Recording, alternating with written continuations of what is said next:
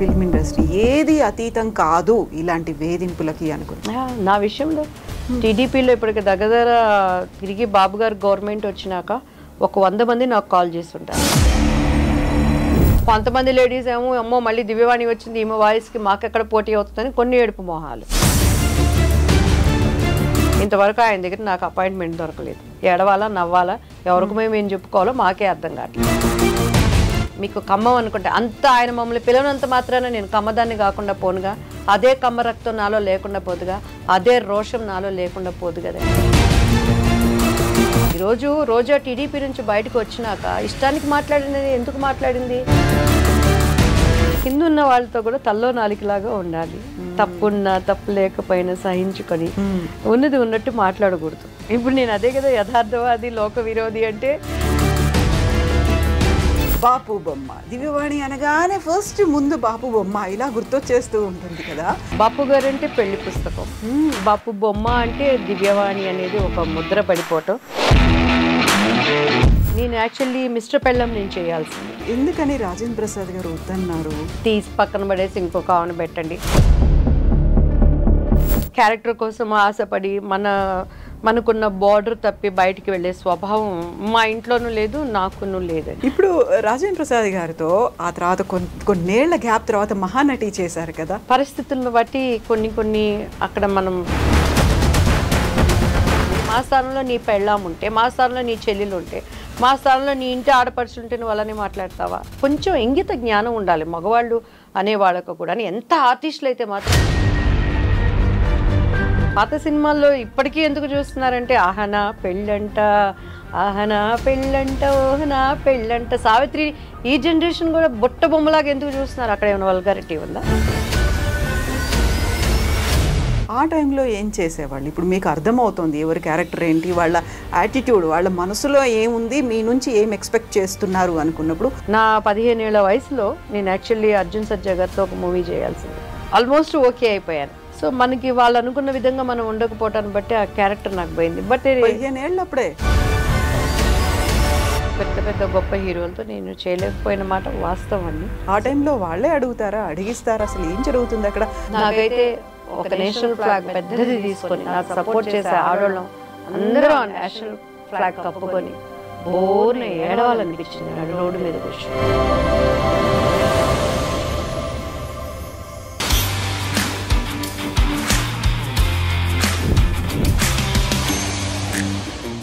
నమస్తే, welcome to I dreams celeb chat with Kavitha.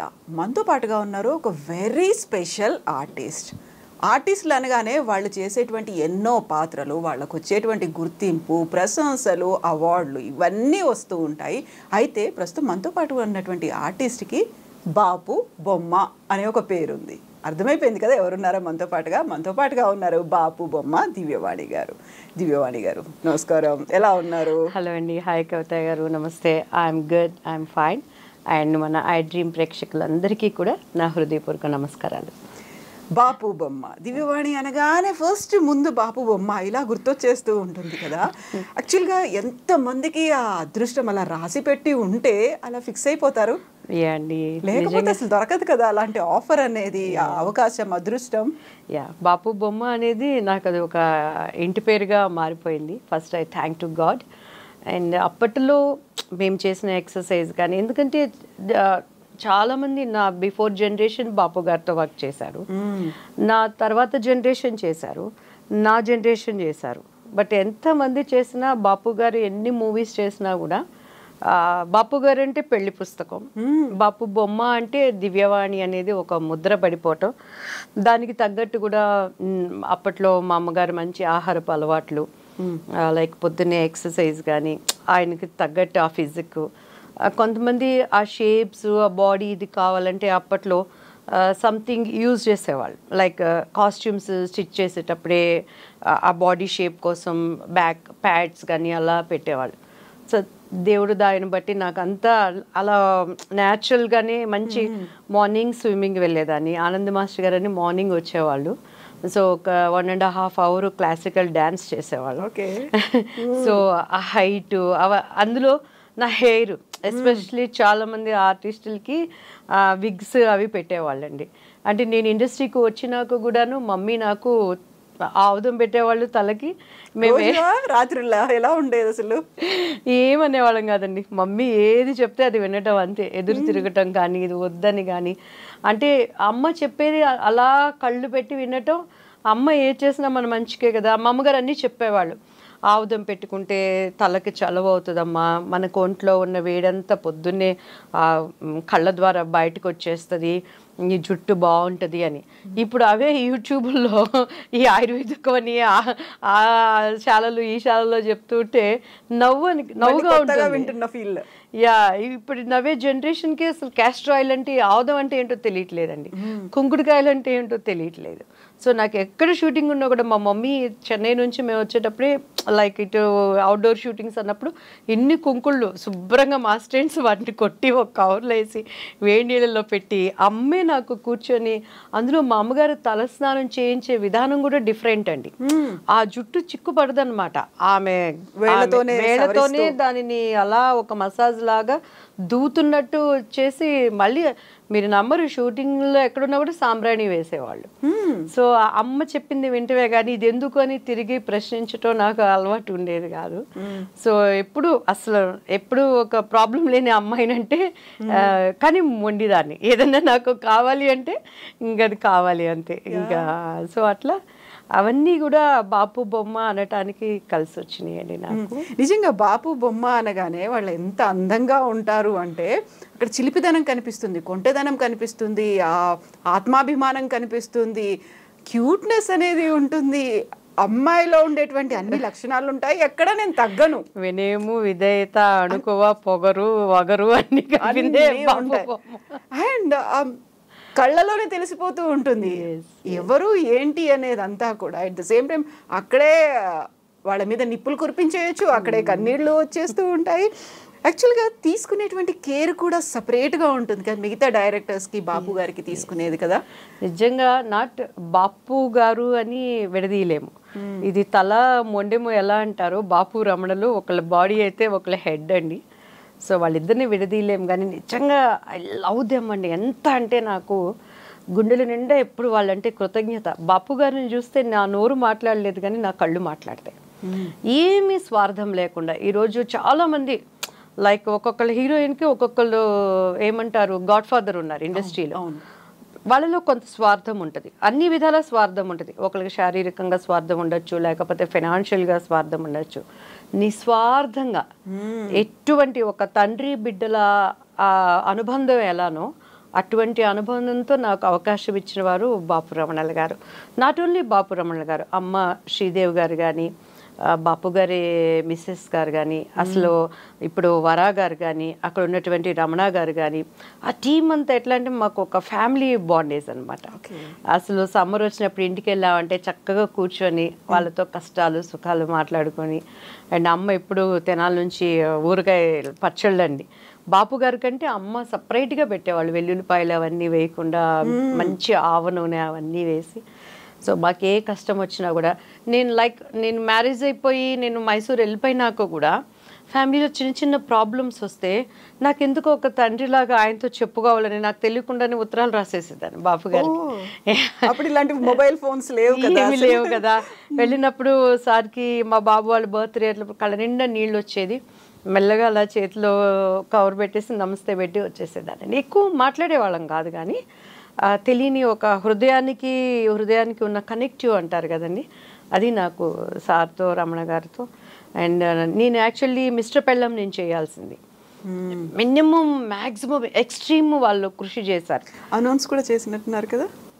Announce అందరూ అనుకున్నారు అప్పట్లో. ఓకే, ఈ తినే చేస్తుంది అన్నప్పుడు రాజేంద్ర ప్రసాద్ గారేమో దివ్యవాణి గారు వద్దు అని చెప్పని, నా తప్పు నా పాపం ఏమీ లేకుండా నేను సారీ చెప్తానండి కూడా అని నేను చెప్పిన తర్వాత మిస్టర్ పెళ్ళం చేసినాక వాళ్ళకి ట్రూత్ ఏంటని అర్థమైనాక పెళ్లి కొడుకు చేశారండి. కేవలం నా కోసమే చేశారు ఆ సినిమాలో.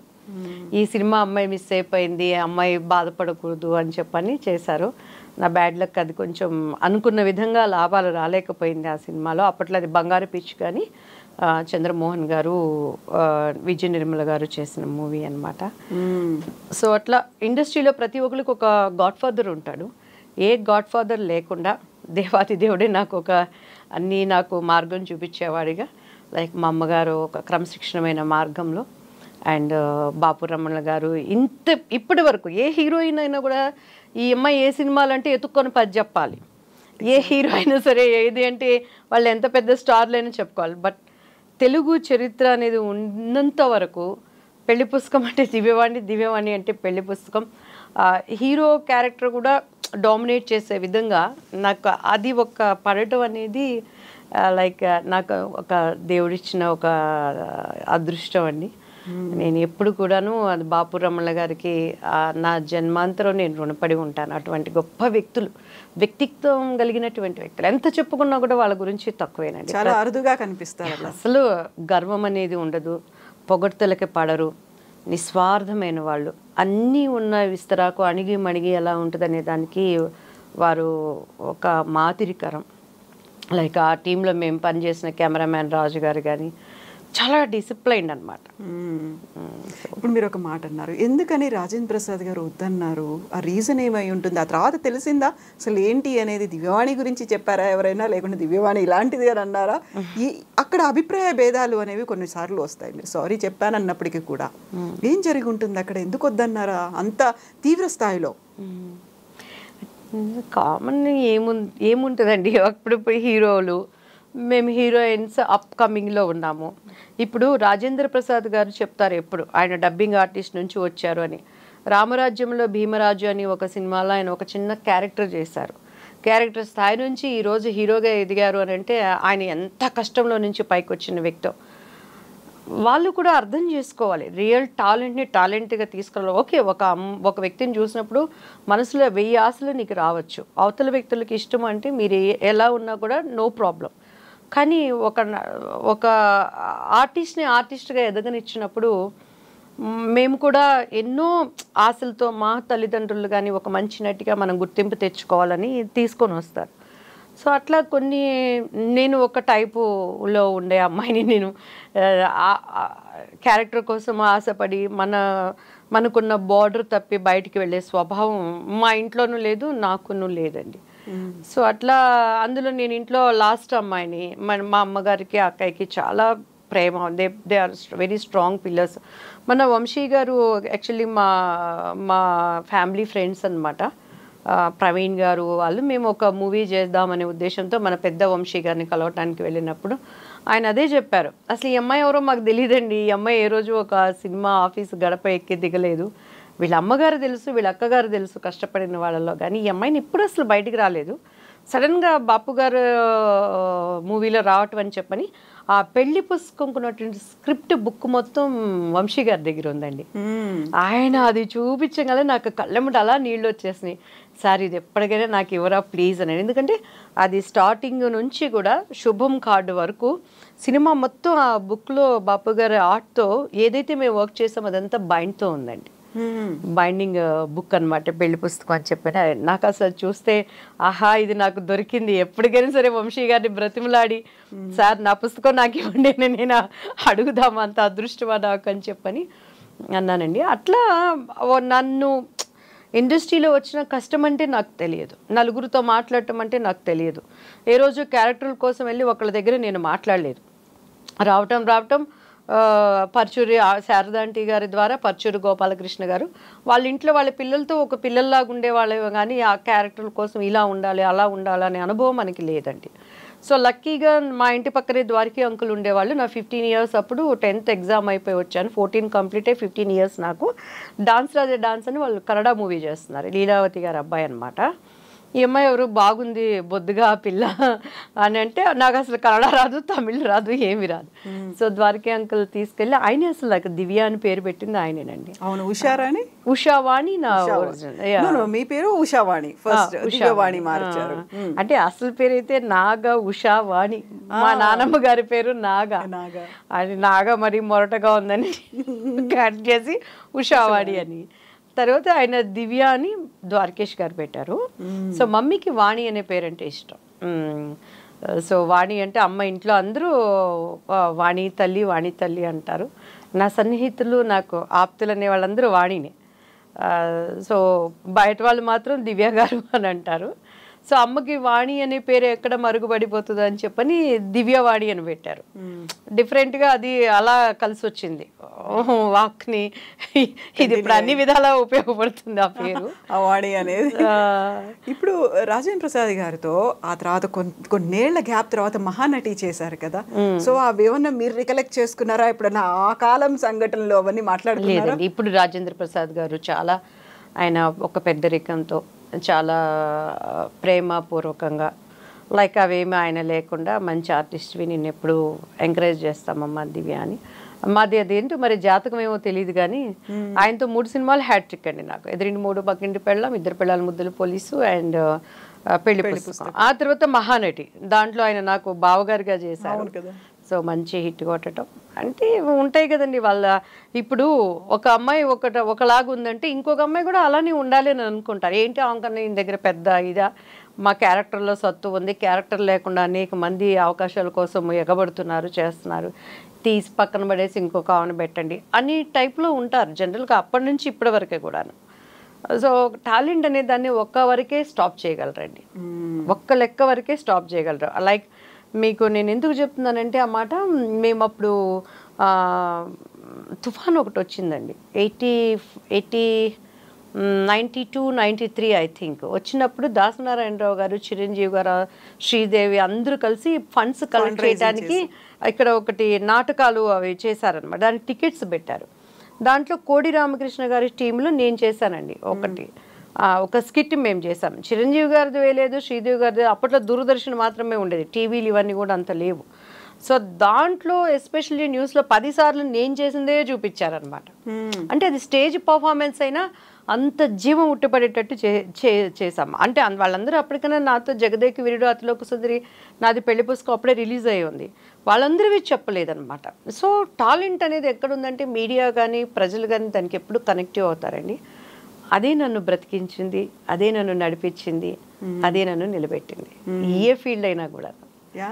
సో ఇప్పుడు ఒక అమ్మాయి చేసినట్టుగా ఇంకో అమ్మాయి చేయదు. ఒక అమ్మాయి బిహేవియర్ కావచ్చు, యాటిట్యూడ్ కావచ్చు, టాలెంట్ కావచ్చు, ఏదైనా ఇంకొకరితో మ్యాచ్ చేయడానికి లేదు. బట్ ఇండస్ట్రీలో మిగతా ఏ ఫీల్డ్స్లో ఉన్నప్పటికీ కూడా ఇండస్ట్రీలో అయితే ఆమెకి బాగా ఈగో, పొగరెక్కువ, తలబిరుసు ఇలాంటివన్నీ ఉంటాయి కదా. అలా స్ట్రాంగ్గా ఉన్నాము అంటే. ఎస్ అండి, అలాంటి ఈ పేరు దివ్యవాణికి ఉంది కదా. చాలా మంది అమ్మాయికి పొగరు ఎక్కువ అండి అనేవాళ్ళు, తర్వాత ఎవరికి మర్యాద ఇవ్వదండి అని అనేవాళ్ళు. ఏం చేస్తామండి, ఇప్పుడు ఇంట్లో భార్యాభర్తల బంధం మనం చూసుకున్నా కూడా భార్య కష్టపడి పనిచేసి సిన్సియర్గా ఉందంటే చేయలేని మగవాడు ఫస్ట్ చేసే నిందేంటో తెలుసా అండి, క్యారెక్టర్ అసోసియేషన్ చేస్తారు. ఎంతోమంది నేను గమనించానండి. ఎంత మనం ఒక నిప్పులాగా వెళ్తున్నా కూడాను సో ఎందుకంటే వాళ్ళ చేతగానితనాన్ని ఒప్పుకోలేరు. సో ఏదో ఒక విధంగా ఒక నింద వేసినప్పుడు మనకన్నా పైకి పోకుండా ఉండటానికి అనేది దించుతారు. సో అలానే ఇండస్ట్రీలో కూడా దివ్యవాణి ఎందుకు మాట్లాడలేదు, దివ్యవాణి ఎందుకు స్ట్రైట్ ఫార్వర్డ్గా ఉంటుందనేది ఓపెన్గా రానివ్వరు. సో దాన్ని కప్పిపుచ్చుకోవడానికి ఏదో అంటారు చూసారా, గుడ్డలు కాల్చి నిందలు వేస్తారని. అలాంటి నిందలే కానీ రియల్లీ నాకు మంచిగా ఉన్నారని అంటే వాళ్ళకి నేను కాళ్ళ పట్టుకొని వాళ్ళకి ఏదైనా ప్రాబ్లం అంటే చేయటానికి కూడా నేను సిద్ధురాలనండి. తేడా వచ్చిందంటే మాత్రం అక్కడ ఎవరున్నా కూడా ఐ డోంట్ కేర్. నా స్వభావం అది. అందులో నా తప్పు లేకుండా నా సొంత వాళ్ళైనా బయట వాళ్ళైనా ఒకటి మాట్లాడారంటే దానిని క్లియర్ చేసే వరకు నాకు నిద్ర రాదు. సో పరిస్థితులను బట్టి కొన్ని అక్కడ మనం నిందలు వేయించుకోవాల్సి వచ్చింది, అంతేగాని స్వతగా నేనైతే అది కాదండి. ఇంకెంతకంటే ఏం చేస్తావండి, మాట్లాడితే మాట్లాడతాం, నమస్కారం అంటే నమస్కారం పెడతా. నీ నోటి దోల కోసం నువ్వు వాడే చెత్త మాటల్ని నేను పడాల్సిన అవసరం నాకేంటి? మా స్థానంలో నీ పెళ్ళాం ఉంటే, మా స్థానంలో నీ చెల్లెలు ఉంటే, మా స్థానంలో నీ ఇంటి ఆడపడుచుంటే నువ్వు అలానే మాట్లాడతావా? కొంచెం ఇంగిత జ్ఞానం ఉండాలి మగవాళ్ళు అనేవాళ్ళకు కూడా. ఎంత ఆర్టిస్టులు అయితే మాత్రం వాళ్ళు ఆడవాళ్ళు, వాళ్ళకి కొన్ని సభ్యత సమాజము. ఇప్పుడు నేను ఫర్ ఎగ్జాంపుల్ మొన్న నేను ఒక ఫంక్షన్కి వెళ్ళానండి, నాతో వర్క్ చేసిన ఒక పెద్ద డైరెక్టరు. ఆయన వయసు ఇప్పటికీ చాలా పెద్ద వయసు. మాట్లాడుతూ నేను చేసిన సినిమాను బట్టి మా మొదటి పెళ్ళాం అనేసారు గబక్కన. ఆయన ఏ దృష్టితో అన్నారో నాకు తెలియదు కానీ ఆయనవి నేను 4-5 సినిమాలు చూసాను.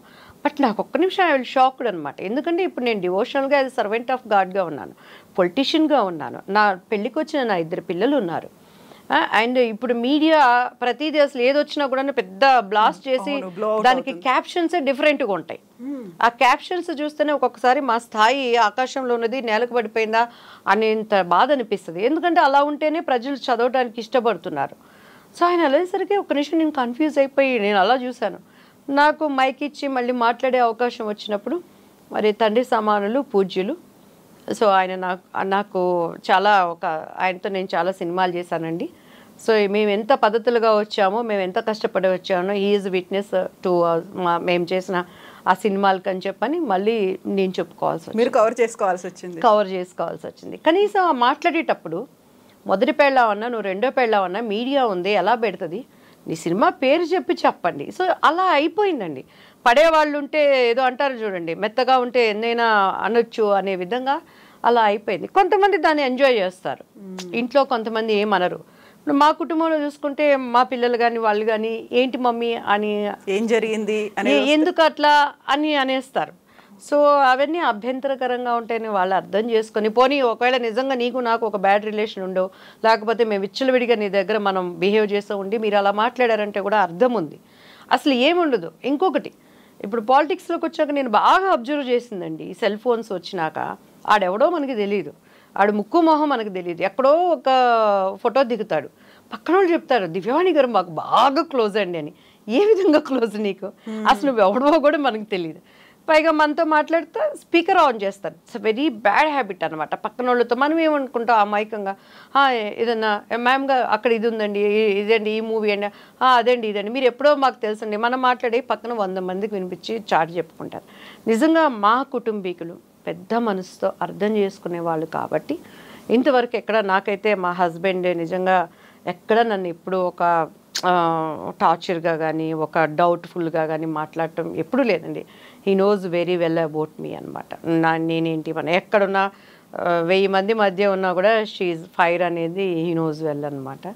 సో కాకపోతే మిగతా వాళ్ళకి ఇప్పుడు మనలాగా గట్టిగా మాట్లాడలేని వాళ్ళు ఉంటారు, వాళ్ళ పరిస్థితి ఏంటి, నవే జనరేషన్స్ పిల్లలు కూడా అమ్మో గట్టిగా మాట్లాడితే అవకాశాలు పోతాయేమో, అమ్మో ఇలా ఉంటే అలా ఉంటారేమో. నేనేమంటానంటే నీ క్యారెక్టర్ వరకు ఎంతైనా చేయించుకో, నీ క్యారెక్టర్ వరకు దానికి న్యాయం చేసే వరకు నీకు డ్రెస్సులు ఎట్లా ఉన్నా, నీ సాంగ్స్ ఎట్లా ఉన్నా, నీది మొన్న ఎవరు ఒక అమ్మాయి మన నార్త్ ఇండియన్ అండి, అది మంచి సినిమా గంగూబాయ్ ఆలియా భట్ ఎంత ఎటువంటి క్యారెక్టర్ చేసింది తను. అసలు ఆ సమాజంలో ఉన్న ప్రాబ్లమ్స్ని తీసి చెప్పింది. అలా అని బయటకు వచ్చినాక నువ్వు అమ్మాయిని అలా మాట్లాడితే ఎడంకాలు చెప్పు తీసుకుంటుంది కదా. సో ఆ క్యారెక్టర్ వరకు మీరు పిండండి, క్యారెక్టర్ వరకు చేయండి. ఒక ఫంక్షన్స్ ఉండేటప్పుడు ఆడది అది ఒక మొమైతా ఖాన్ లాంటి క్యారెక్టర్స్ వేసిన, జయమాలిని గారు లాంటి క్యారెక్టర్ వేసిన, శ్రీదేవి గారు లాంటి క్యారెక్టర్స్ చేసిన, సతీ సావిత్రి క్యారెక్టర్స్ చేసిన ఆడది ఒక పద్ధతిగా మాట్లాడతాం, వల్గర్ అనేది లేకుండా ఉన్నప్పుడు పద్ధతిగా ఉంటుంది అనేది నా అభిప్రాయం అండి. సో ఎవరు డబుల్ మీన్స్ జోక్స్ వేసిన ఆడవాళ్ళు ఉన్నప్పుడు మనసులో ఒకటి బయటకు ఒకటి మాట్లాడినా అది పక్కన వాళ్ళు ఉన్నా కూడా నేను ఇమ్మీడియట్గా నేను ఖండిస్తాను. ఆ టైంలో ఏం చేసేవాళ్ళు? ఇప్పుడు మీకు అర్థమవుతుంది ఎవరి క్యారెక్టర్ ఏంటి, వాళ్ళ యాటిట్యూడ్, వాళ్ళ మనసులో ఏముంది, మీ నుంచి ఏం ఎక్స్పెక్ట్ చేస్తున్నారు అనుకున్నప్పుడు మీరు తప్పించుకునేవాళ్ళ, లేకుంటే ఎవరితోనైనా చెప్పించేవాళ్ళ, దాని నుంచి ఎలా దూరం జరిగేవాళ్ళు? అంటే అప్పుడు జనరేషన్ డిఫరెంట్ అమ్మా కవిత గారు. మేము వర్క్ చేసినప్పుడు ఏంటంటే మా మమ్మీ, నేను, నా మేకప్ మ్యాన్, హెయిర్ డ్రెస్సర్, మా అసిస్టెంటు, సో మేము మా కాస్ట్యూమ్స్ ఒక 5 మంది మేము టీం ఉండేవాళ్ళం. సో దే ఆర్ ప్రొటెక్టింగ్ మీ. ఎప్పుడు మిగతా ఆర్టిస్టుల సంగతి నాకు తెలియదు కానీ అస్సలు మా అమ్మగారు నన్ను గొడుగు కింద నేనన్నమాట, ఒక ప్రొటెక్షన్ అంతే. కెమెరా అక్కడ ఉంటుంది, దీని వెనకాల మా మమ్మీ ఉంటుంది, ఎదురుగుండి నేను ఒక్కటి డైలాగ్ చెప్పే డైరెక్టర్ కూడా చూడండి, నేను షార్ట్ నేను కరెక్ట్ చేయగలను, మా అమ్మగారు ఇట్లా అన్నారంటే ఐ ఫీల్ హ్యాపీ. సో అట్లా డ్రెస్ చేంజ్ అన్నా కూడాను, హెయిర్ స్టైల్ అన్నా కూడాను 24 hours she's with me, she's in me. So దానిని బట్టి నాకు అంత అవకాశం రాలేదు. సెట్లో మేము ఉన్నప్పుడు వర్క్ చేసేటప్పుడు డెఫినెట్గా నోటిదోలో ఉంటుంది కదండి, ప్రతి ఒక్కరికి నోటిదోలే. కొంతమంది ఆడవాళ్ళు దాన్ని ఎంజాయ్ చేసేవాళ్ళు. సో నాకు అర్థమైనా కూడా అర్థమైనట్టు ఉండేదాన్ని, నేను అర్థమైనా కూడా నేను అర్థం అవునట్టుగా ఉండేవాళ్ళు. చాలామంది కామెడియన్స్ అంతా విచిత్రాలుగా మాట్లాడకుండా సైలెంట్గా ఉండేదాన్ని. అండి నా వర్క్ నేను, బట్ సింగిల్ టేక్ ఆర్టిస్ట్. అది నువ్వు డ్యాన్స్ తీసుకో, పెద్ద హెవీ సీన్స్ తీసుకో, ఏమన్నా చేసుకో, అదర్ లాంగ్వేజ్ కాన్సన్ట్రేషన్ అంతా వర్క్ మీదే ఉండేది. సో కాసేపు ఉన్నప్పుడు నవ్వుతూ ఉండేదాన్ని, దాని మీద మైండ్ అంతా ఉండేది. షార్ట్ అయిపోయిందంటే వచ్చి అమ్మ పక్కన కూర్చునేవాళ్ళం. సో అంతవరకే నాకు తెలుసు. సో సర్టన్ కొంత చిన్న ఏజ్లోనే 21 ఇయర్స్కి మ్యారేజ్, అదే కుటుంబ జీవితం అయిపోయింది. అప్పుడు నాకు అసలు బయట మనుషులు ఏంటి, వాళ్ళ స్వభావాలు ఏంటి, ఎలా ఉంటారనేది అర్థమయ్యేది కాదు. అటువంటి పరిస్థితులు కూడా నాకు రాలేదు. సో ఇప్పుడు పెళ్ళైపోయి ఒక ఏజ్ వచ్చినాక బయటకు వచ్చినప్పుడు ఇప్పుడు కూడా నాకు తెలియదు వీళ్ళ మనసులో ఏముంది. కొంతమంది అయితే ఇమీడియట్గా పట్టేస్తారు, మాట్లాడే దీన్ని బట్టి వీళ్ళు సెల్ఫిష్ అనో లేకపోతే వీళ్ళు ఇదనో. ఇప్పుడు నేను నేర్చుకుంటున్నాను నా లైఫ్లో. సో ఇప్పటికీ కూడా అలాంటి పరిస్థితులు ఉన్నాయా? దివ్యవాణి బయటకు వస్తున్నారు, లేకుంటే ఫిల్మ్స్లో యాక్ట్ చేయాలి అనుకుంటున్నారు అన్నప్పుడు ఎలాంటి పరిస్థితులు అండి? ఇప్పుడు గతంలో మీరు చూసినటువంటి పరిస్థితులు, ఫిల్మ్ ఇండస్ట్రీలో మీరు ఫేస్ చేసినటువంటి పరిస్థితులు, ఇలాంటిది మీరు యాక్సెప్ట్ చేయలేదు కాబట్టి సినిమా అవకాశాలు వదులుకున్నవి కూడా ఉన్నాయి కదా? 100% ఉన్నాయండి. బట్ అప్పుడంటే నాకు అమ్మ వాళ్ళు అంత చెప్పేవాళ్ళు కాదు. పోయింది అని అన్నప్పుడు ఇంట్లో అందరూ బాధపడేవాళ్ళు. నేను కూడా అనుకునేదాన్ని, అయ్యో హీరోతో నేను చేస్తుంటే బాగుండేది, ఎందుకు చేయలేకపోయానని. తర్వాత నిదానంగా దాని కారణం అర్థమైనప్పుడు పెద్ద బాధ అనిపించేది కాదు. నేనైతే అయ్యో పోయిందే వీళ్ళతో నేను చేయలేకపోయానని ఎప్పుడు నేను బాధపడే సందర్భాలు లేవండి. చేస్తుంటే బాగుండేదే అనుకునేదాన్ని. అంతేగాని ఏది కూడా నా దగ్గరికి రానప్పుడు ఇప్పుడు కూడానండి, ఈవెన్ పాలిటిక్స్లో ఉన్నా కూడా ఏదైనా కూడా ఇది రాలేదే ఏడుపు, ఎందుకో దేవుడు నాకు అటువంటి స్వభావాన్ని ఇచ్చాడు. దేనికోసం కూడా ప్రయత్నం చేస్తాను. చాలా వరకు నా కృషి శక్తికి మించి నేను ప్రయత్నం చేస్తాను. రాలేదంటే టేక్ ఇట్ ఈజీ పాలసీ. కానీ ఏడ్చిన బాధపడిన సందర్భాలు అయితే లేవు. నవే డేస్ అయితే అసలు నాకు అటువంటి ప్రాబ్లమే లేదండి. కానీ బాధపడతారు. ఈవెన్ నేను టీవీ సీరియల్స్ చేశాను. టీవీ సీరియల్స్ కూడా ఎలా అయిపోయినాయి అంటే ఇప్పుడు చాలా కాంపిటేటివ్గా ఉన్న ఆర్టిస్టులు కానీ అక్కడ సంథింగ్ ఉన్నప్పుడు కూడా నేను నా పేరు మీనాక్షి అని చేశానండి.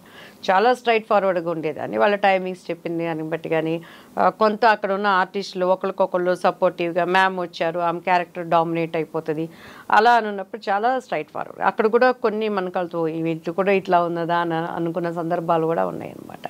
సో ఇప్పుడైతే అసలు అటువంటి ప్రాబ్లం లేదు. అంత ధైర్యము అందులో ఎవరు మన దగ్గర చెయ్యరండి. క్యారెక్టర్ బాగుందా, డబ్బులు తక్కువైనా మనం చేస్తాం, లేదా మనం ఏమి భోజనానికి లేకుండా కష్టపడట్లేదు. మనకు దేవుడు ఒక మంచి పేరు ఇచ్చారు, దానిని కాపాడుకుంటూ ఈ ఫాస్ట్ జనరేషన్లో ఇప్పుడున్నటువంటి మనస్తత్వాలతో ఎలా వెళ్ళాలి ఈదుకుంటా అనే దానికి నేను ట్రై చేస్తాను. సో చాలా వరకు ఒక కమిట్మెంట్లు అడుగుతారు, అడ్జస్ట్మెంట్లు అనేవి ఉంటాయి, కాంప్రమైజ్ అవ్వాలి, ఇలాంటిదంతా కొన్ని ఏళ్ల నుంచి వినిపిస్తోంది కదా. సో అలాంటి కేసు ఏదైనా మీ దగ్గరికి వచ్చినప్పుడు ఎలా రియాక్ట్ అవుతారు అసలు? అమ్మా నేను ఒక్కటి చెప్తాను, నాట్ ఓన్లీ సినీ ఇండస్ట్రీ, ఈ జర్నలిస్టుల్లో లేదా మొన్నటికి మొన్న ఒక పాప మనం కలకత్తాలో డాక్టర్ చూడలేదా, అది తెలిసి భయంకరంగా అమ్మాయిది చిత్రీకరించారు కాబట్టి, కానీ లోపల అలా సఫర్ అవుతున్న ఆడవాళ్ళు ఎంతమంది ఉన్నారండి. లైక్ ఇప్పుడు స్పిరిచువల్కి సంబంధించి చూద్దాం, ఆశ్రమాలు కానీ చర్చెస్ కానీ అక్కడ ఆడదానికి ప్రాబ్లం లేదా? పోనీ ఆడదంటే ఒక వయసు యుక్త వయసు వచ్చినాక ఒక బ్యాడ్ థాట్స్ వస్తాయని అనుకుంటాం. పసిబిడ్డలు 2 ఏళ్ళు 3 ఏళ్ళు 4 ఏళ్ళు అయిన వాళ్ళు, 6 నెలల పిల్లలు బలైపోయిన వాళ్ళు ఎలా చూస్తున్నాము. పోనీ అది ఒక కేటగిరీ అనుకోవచ్చు. పెళ్ళైన వాళ్ళ మధ్య ఎలాంటి అనుబంధాలు మనం ఈరోజు సోషల్ మీడియా ద్వారా వింటున్నాం, చూస్తున్నాం. సో అలా అనుకుంటే యూత్ పిల్లలు కాలేజీకి వెళ్ళే నా బిడ్డ వయసు వాళ్ళు కానీ ఎన్ని అక్కడ ఫేస్ చేస్తున్నారు. సో అనాది నుంచి కూడా మనం ఏ రంగంలో ఉన్నా కూడా ఆడదానికి ప్రాబ్లమ్స్ తప్పవట్టి. అది ఇప్పుడంటే సోషల్ మీడియా చేతుల్లోకి వచ్చింది కాబట్టి అనేకమైనవి మనం చూస్తున్నాం. మీరు టీవీ చూడండి, మంచి న్యూస్ ఎక్కడైనా ఉన్నదా? ఈరోజు ఈ మంచి జరిగింది, ఈరోజు ఇది మంచిగా ఉన్నది అంటే మన చేతిలో సెల్ ఫోన్స్ కానీ ఎక్కడ చూసినా చెడు, ఎక్కడ చూసినా దుర్మరణాలు ఎందుకు వస్తున్నాయి అంటే మన సమాజాన్ని మనం కాపాడుకోలేని విధానాన్ని బట్టేనండి. మీరు నమ్ముతారా, ఇప్పటికీ కూడా మా ఇంట్లో మాకు డ్రింక్స్ అలవాట్లేదు, కాఫీలు టీలు అలవాట్లేదు. ఇలా ఎప్పుడైనా బయటికి వచ్చినప్పుడు మాత్రం జస్ట్ మనకి ఆకలేసిందన్నా కూడాను, లేకపోతే ఇంకొకటి కానీ దానికి ఎడిక్ట్ అయితే నేను కాదు. జస్ట్ ఆ ఆకలిని చంపుకోవటానికో లేకపోతే జస్ట్ ఒక టైం పాస్ మనం మాట్లాడటానికి, అది కూడా ఒక 3-4 ఇయర్స్గా నాకు కాఫీ టీ అలవాటు అయిందండి. ఇప్పటికీ కూడా మీకు కావాలంటే స్టిల్ నేను ఇప్పుడు సెల్ ఫోన్ ఆన్ చేసి మా మమ్మీతో మాట్లాడతాను. మమ్మీ ఏం చేస్తున్నావు అమ్మ, బాగున్నావు అంటే బాగున్నాను తల్లి, ఏం చేస్తుంటే ఊరికే తమాషకి ఇప్పుడైనా మాకు కాఫీ తాగుతున్నావు అంటే అబ్బేచి కాఫీ తాగుతున్నావా, వద్దమ్మా అది గ్లామర్ పోతుంది, కాఫీలు తాగితే కళ్ళ కింద నల్లగా అయిపోతుంది, లేదమ్మా కాఫీలు కూడా తాగమని డాక్టర్స్ చెప్తున్నారు, హార్ట్కి మంచిదమ్మా అని చెప్తే వద్దమ్మా పలసగా మజ్జిగ చేసుకొని తాగు. సో అలా సిస్టమ్స్లో మేము పెరిగాం కాబట్టి అండి పాపం మన కళ్ళెదుటికి వస్తున్నా, ఎదుటి వాళ్ళు మనల్ని ఎన్ని నిందలేస్తున్నా మాకు తెలియకుండానే మా తల్లిదండ్రులు ఒక ఆడదంటే ఒక స్ట్రాంగ్గా ఎట్లా ఉండాలి, నువ్వు చేయగలవమ్మా అనే మోటివిటీని నాలో తెలియకుండానే పెంచారు. సిచ్యువేషన్స్ ఎట్లా ఉన్నా కూడా మనం ఎదుర్కోగలం. మన బిడ్డలకు అది నేర్పించాలండి. మన పిల్లలు ఇప్పుడు ఈ నవ్వే జనరేషన్కి అది చాలా అవసరం. మా బాబు మొన్న అదే చెప్తున్నాడు, మమ్మీ నీకు మేము ఇలాంటి మంచి పిల్లలు పుట్టినందుకు నువ్వు చాలా సంతోషపడాలి తెలుసా అని అన్నాడు. ఎందుకు నాన్న అని అన్నాను. బాగానే గీకుతావు కదా మమ్మీ కార్డులన్నీ, ఎప్పుడు చూసినా మమ్మీ కార్డు ఇవ్వండి, ఇంకేంట్రా నువ్వు బాధ పెట్టేదంటే మా ఫ్రెండ్స్ అందరూ ఇక్కడ ఏంటో తెలుసా మమ్మీ, 2 యూఎస్ఏలో ఉంటున్నారండి. హాలిడేస్ వర్క్ అంతా చేసుకుంటారు, వాళ్ళ పాపం పార్ట్ టైం జాబ్స్ స్కూల్కో కాలేజెస్కో వెళ్ళి టైం దొరికిందంటే ఫ్రెండ్స్తో కలిసి పబ్బులకి వెళ్తారు, లేకపోతే ఎంజాయ్మెంట్స్కి పోతారు. నేనైతే జిమ్కి వెళ్తాను, తరుణ్య అయితే అక్కడ కమలక్క అని మాకు మంచి ఫ్యామిలీ ఫ్రెండ్స్ ఉన్నారు, వాళ్ళ ఇంటికి వెళ్ళి అక్క దోశ పెడతారని హాయిగా తిని నిద్రపోయి దాన్ని ఎక్సర్సైజ్ చేసుకుంటుంది. నీకు ఇటువంటి పిల్లలు ఎక్కడ దొరుకుతారు మమ్మీ అంటారు. నేనే చెప్తాను, నిన్ను ఆ ట్రాక్లోకి తీసుకెళ్ళటానికి మమ్మీ ఎలా కష్టపడిందో నీకు తెలుసా, మమ్మీ నీకు ఏమేం చెప్పిందో నీకు తెలుసా అన్నప్పుడు ఓకేలే మమ్మీ అదే ఓకేలే. సో మన పిల్లలకి ఇప్పుడు ఇంతకుముందు అందరూ అనుకునేవాళ్ళు ఆడవాళ్ళనంటే అన్నీ నేర్పించాలి పద్ధతి, సైమల్టేనియస్గా మగపిల్లడికి కూడా నేర్పించాలి. చిన్నప్పటి నుంచే ప్రతి తల్లి కానీ చెల్లెనా అక్కైనా పరస్థితిని మనం చూస్తున్నప్పుడు వాళ్ళతో ఎటువంటి భావనలు కలిగి ఉండాలి అనేది మనం వాళ్ళకి రంగరించిపోయాల్సిన నెసెసిటీ మనకుంది నవే డేస్ ఆడవాళ్ళ పరిస్థితి చూస్తుంటే. అలానే ఆడవాళ్ళు కూడా మన పద్ధతులు ఏంటి, మనము ఎక్కడున్నా కూడా మనకేం పెద్ద పోస్టుల్లో ఉంటేనా అండి, లేకపోతే మనం బ్రతకలేమా, నారుబోసిన వాడి నీరు పోయడా, మనల్ని పుట్టించిన దేవుడు కొంతలోనైనా మనకి ఆయన ప్రొవైడ్ చేయగలిగిన వాడు కదా. సో అటువంటివి పిల్లలకి నేర్పించాల్సిన అవసరం ఉంది. మరి ముఖ్యంగా ఈ డ్రగ్స్ ఇవి చూస్తున్నప్పుడు చాలా చాలా భయం వేస్తుంది, బాధేస్తుంది. అండ్ మనం ఎంత సంపాదించుకుంటే ఏముందమ్మా, ఇప్పుడు పెద్ద పెద్ద కుటుంబాలలో రాజకీయ నాయకులు కానీ ఇటు సినీ రంగం కానీ వ్యాపారస్తుల్లో కానీ వాళ్ళ బిడ్డలు డ్రగ్స్కి అలవాటు అయిపోయి బయటికి చెప్పుకోలేక పరువు మర్యాదలకు మళ్ళీ కవర్ చేసుకుంటూ వాళ్ళకున్న అధికారాన్ని బట్టి డబ్బులను బట్టి చూస్తుంటే దేవుడికి దండం పెట్టి ఇంకేం అడగక్కర్లేదయ్యా, మేము ఈ భూమి మీద ఉన్నంతకాలం మాకు నా పిల్లలు ఇలా వెళ్ళటానికి సహాయం చేయని కోరుకోవటం తప్పించి ఇంకేం అడగక్కర్లేదు.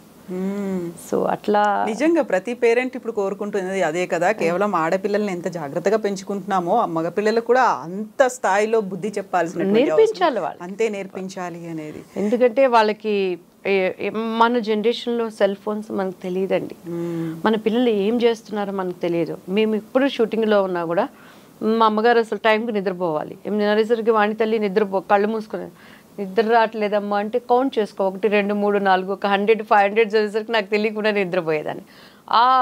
దీంట్లో పెరిగాం. ఇప్పుడు మన పిల్లలు 24 అవర్స్ సెల్ ఫోన్స్ చేతిలో ఉంటాయి, ఏది కావాలన్నా చూస్తానికి అక్కడ అవకాశం ఉంది. సో మన యూఎస్ఏ కంట్రీలో చూస్తే చిన్న పిల్లలకు కూడానండి ఇలా పెట్టుకొని నొక్కుంటూ ఉంటారు, తల్లి తెచ్చి పెడతా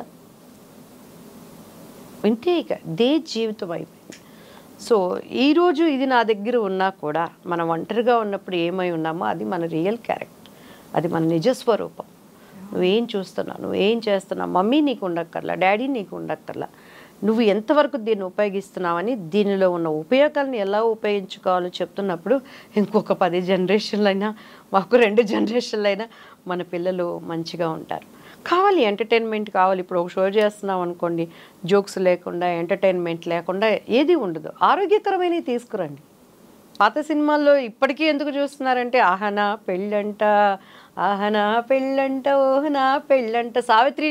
ఈ జనరేషన్ కూడా బుట్ట బొమ్మలాగా ఎందుకు చూస్తున్నారు? అక్కడ ఏమైనా వల్గారిటీ ఉందా? మరి అప్పట్లో వాళ్ళు చేసుకున్న ఫంక్షన్స్ లేవా? అక్కడ ఏమైనా అసహ్యం ఉందా? అలా ఉన్న సావిత్రి గారే లాస్ట్ డేస్ వచ్చేసరికి ఆమె ఏమైపోయారు. సో అట్లా ఉండి అలానే ఉందంటే ఇప్పుడు ఉన్నది ఏంటి?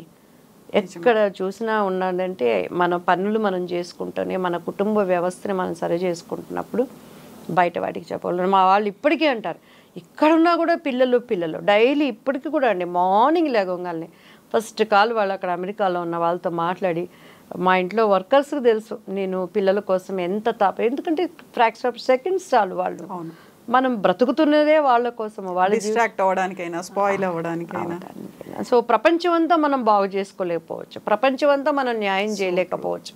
అట్లీస్ట్ మన కుటుంబంలో 2 పిల్లల్ని మనం కరెక్ట్గా పెంచుకున్నా కూడాను రేపు వాళ్ళు ఒక తరాల వాళ్ళకి ఒక మోరల్గా ఉండాలి. వాళ్ళ జనరేషన్ కదా వాళ్ళు, వాళ్ళ కుటుంబాన్ని వాళ్ళ పద్ధతులతో పెట్టుకోవాలని. నాకు వాళ్ళు తిట్టుకున్నా పర్వాలేదు, మమ్మీ ఓవర్ స్ట్రిక్ట్ అనుకున్నా పర్వాలేదు, నేనైతే చెప్పాల్సింది చెప్తూనే ఉంటానండి.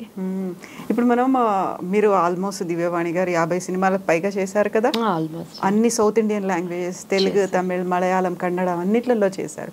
వెరీ రీసెంట్గా మలయాళ ఫిల్మ్ ఇండస్ట్రీకి సంబంధించి కాస్టింగ్ కౌచ్ మీ టూ మూవ్మెంట్ అనేది జస్టిస్ హేమా కమిటీ రిపోర్ట్ వచ్చింది 2017లో. అంటే అంతకు ముందు వచ్చినటువంటి కాస్టింగ్ కోచ్ కంప్లైంట్స్కి సంబంధించి వెరీ రీసెంట్గా వచ్చినటువంటి రిపోర్ట్లో హీరోయిన్లే కాదు, క్యారెక్టర్ ఆర్టిస్టులే కాదు, జూనియర్ ఆర్టిస్టుల దగ్గర నుంచి మహిళలు ఎదుర్కొంటున్నటువంటి కష్టాలు ఫిల్మ్ ఇండస్ట్రీలో ఏమనిపిస్తుంది ఇలాంటివన్నీ మీరు చూసినప్పుడు?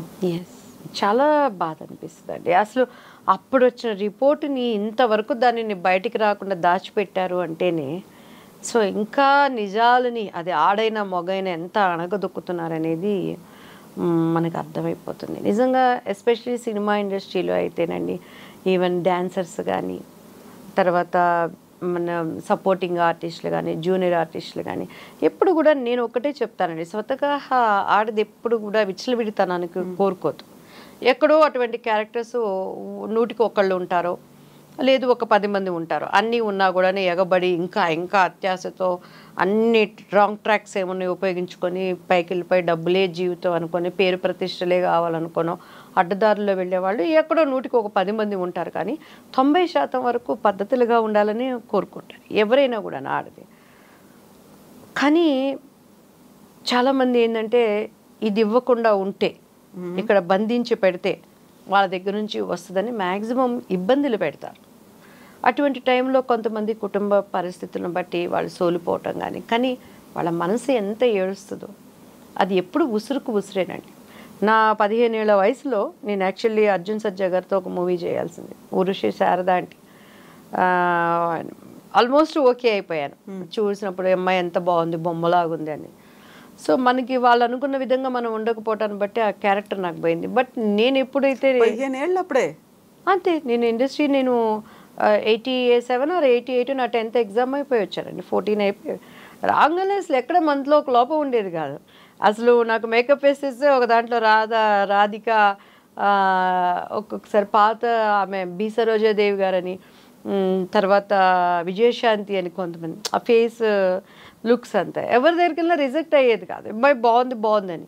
సో అట్లా నన్ను పిలిపించేవాళ్ళు అనమాట. బట్ ఏదున్నా కూడా వెనకాల అమ్మలేంది మాత్రం అసలు ఎక్కడికి నేను కదిలేదాన్ని కాదు. అట్లా అవకాశాలు పోయినా కూడా నేను ఎప్పుడు బాధపడలా. మీకు 15 ఏళ్ళు ఉన్నాయి, ఫస్ట్ మూవీకి సెలెక్ట్ చేసుకోవాలి, అప్పుడే వాళ్ళు ఎక్స్పెక్ట్ చేశారు మీ దగ్గర నుంచి. 100% అండి, 100%. కానీ మా అమ్మగారు అసలు మా చెవులకు కూడా తెచ్చేవాళ్ళు కాదు. అమ్మాయి చిన్నపిల్లలేండి, వాళ్ళని పోతే పర్వాలేదులేండి, నో వరీ అని. సో అట్లా పెద్ద పెద్ద గొప్ప హీరోలతో నేను చేయలేకపోయిన మాట వాస్తవం అండి. ఇది తప్పదు. ఇక ఆడదని ఉన్నప్పుడు రేపు జనరేషన్ ఇంకెలా మారుతాయి మనం చెప్పలేము. ఆ టైంలో వాళ్ళే అడుగుతారా, అడిగిస్తారా, అసలు ఏం జరుగుతుంది అక్కడ? కాంప్రమైజ్ అవ్వాలి, కమిట్మెంట్లు అనేవి చాలా కాలం నుంచి వినిపిస్తున్నాయి. డైరెక్ట్గా ఇంటరాక్ట్ అవుతారా, వాళ్ళే మధ్యలో ఉంటారా మీడియేటర్లుగా సినిమా వాళ్ళు? ఎలా ఉంటుంది అసలు? నాకైతే ఐ డోంట్ నో అండి ఇప్పటి వరకు అసలు ఏంటి అనేది. నేను పెద్ద వాటి మీద మైండ్ పెట్టను. వస్తే చేస్తా, లేకపోతే దేవునికి 100 నమస్కారాలు పెడతారు, ఇది కాకపోతే ఇంకోటి వస్తుంది అనుకునే మైండ్లో ఉండేదాన్ని. మాకైతే అప్పుడు మాకు డేట్స్ చూస్తానికి మేనేజర్ ఉండేవాళ్ళు, వాళ్ళు అమ్మనే మాట్లాడుకునేవాళ్ళు. నా చెవుల వరకు ఏది మనకు రాదు, అంతవరకు అసలు వాళ్ళు తయారు. సినిమా పోయింది, ఈ అవకాశం నీకు పోయింది వాణి అనేవాళ్ళు.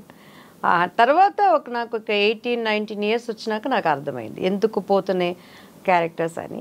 సో నేనేం పెద్ద దాన్ని మైండ్ చేసుకోలేదండి. తమిళ్లో ఒక మంచి సినిమా భానుప్రియ గారి సిస్టర్ చేసింది, ఎంగ ఊరు పట్టకారన్ అని, సూపర్ డూపర్ హిట్ అయింది. ఆర్డి భాస్కర్, ఇళరాజా గారి వాళ్ళ బ్రదరు ప్రొడ్యూసర్ అనమాట. రామరాజు గారు అయితే నళిని హస్బెండ్. అసలు కుట్టి బి సరోజాదేవి అని చెప్పిన ఆ గెటప్లో మొత్తం వేస్తే వండర్ఫుల్గా వచ్చింది. సో భాస్కర్ గారిది అక్కడ కమాండింగ్, ఇళరాజా గారి వాళ్ళ బ్రదర్ది. అవకాశం మనకు పోయింది. అర్థమైందా ఎందుకు పోయిందని? 100% అర్థం. ఏంటి అసలు ఏం రీజన్ అక్కడ? ఇంకేమి ఓపెన్గా చెప్పేది ఎందుకు పోయిందంటే వాళ్ళకి ఇష్టానికి మనం ఉండమని. లొంగిపోలేదు మీరు, ఒప్పుకోలేదు.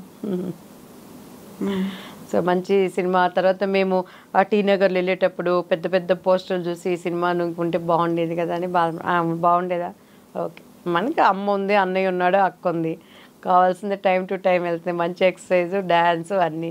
ఇది కాకపోతే ఇంకొకటి వస్తుంది. అంటే నేను ఇష్టంగా రాలేదు సినిమాల్లోకి. నేను ఒక సావిత్రి అవ్వాలనో, నేను ఒక రాధ అవ్వాలనో, విజయశాంతి అవ్వాలనో నాకు అసలు లేదు, ఆలోచన నాకు లేదు. ఏదో శారదా గారు చూడగలి అమ్మాయి బాడీ ఫిజిక్ బాగుంది, ఆర్టిస్ట్ని చేయండి అన్నారు, నువ్వు హీరోయిన్ అవుతావంట అన్నారు. అన్నీ వాళ్ళే చేశారు కాబట్టి ఇప్పుడు నా ఇష్టంగా నేను చేస్తే బాధపడేదాన్నేమో.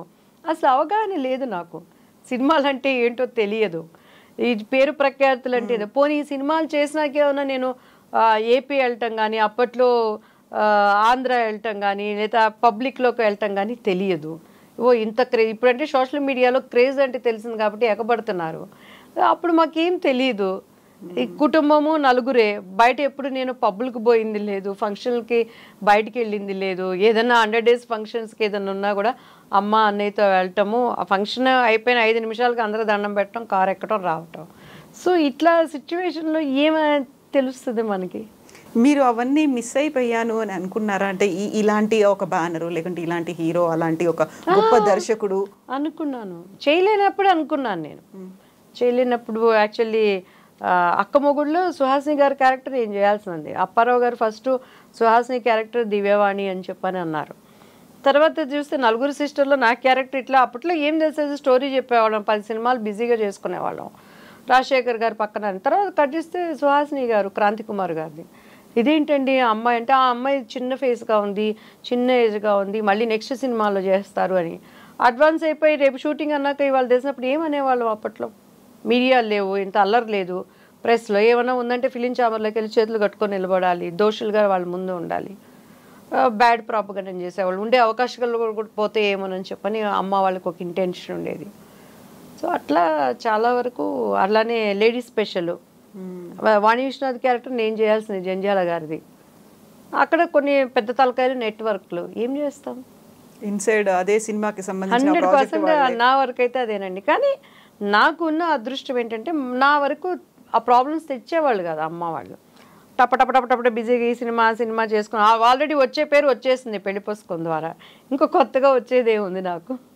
ఇవన్నీ ఇలా అనుకున్నప్పుడు మీకు రావాల్సిన సినిమానో, మీరు హీరోయిన్గా చేయాల్సినటువంటి ఆ ప్రాజెక్టు మిస్ అయిపోయింది, ఇంకా వేరే వాళ్ళు చేశారనుకున్నప్పుడు, ఆ తర్వాత ఫిల్మ్ రిలీజ్ అయిపోయిన తర్వాత పేరు, విపరీతమైన పేరు, ఫేమ్ అనేది ఇవన్నీ వచ్చిన తర్వాత ఎప్పుడైనా వాళ్ళని కలిసినప్పుడు అలా మాట్లాడుకోవడంలో ఎప్పుడైనా తెలిసిందంటే దివ్యవాణి చేయాల్సిన క్యారెక్టర్ మీరు చేశారు అనేది ఇంటరాక్షన్లో వచ్చిందా? మీతో ఎవరైనా చెప్పారు? ఆమెని నేను ఇది మన చాలా గేమ్ షోస్లో చేసాము. ఒకసారి మేమిద్దరం ఫ్లైట్లో చాలాసేపు మాట్లాడుకున్నాం.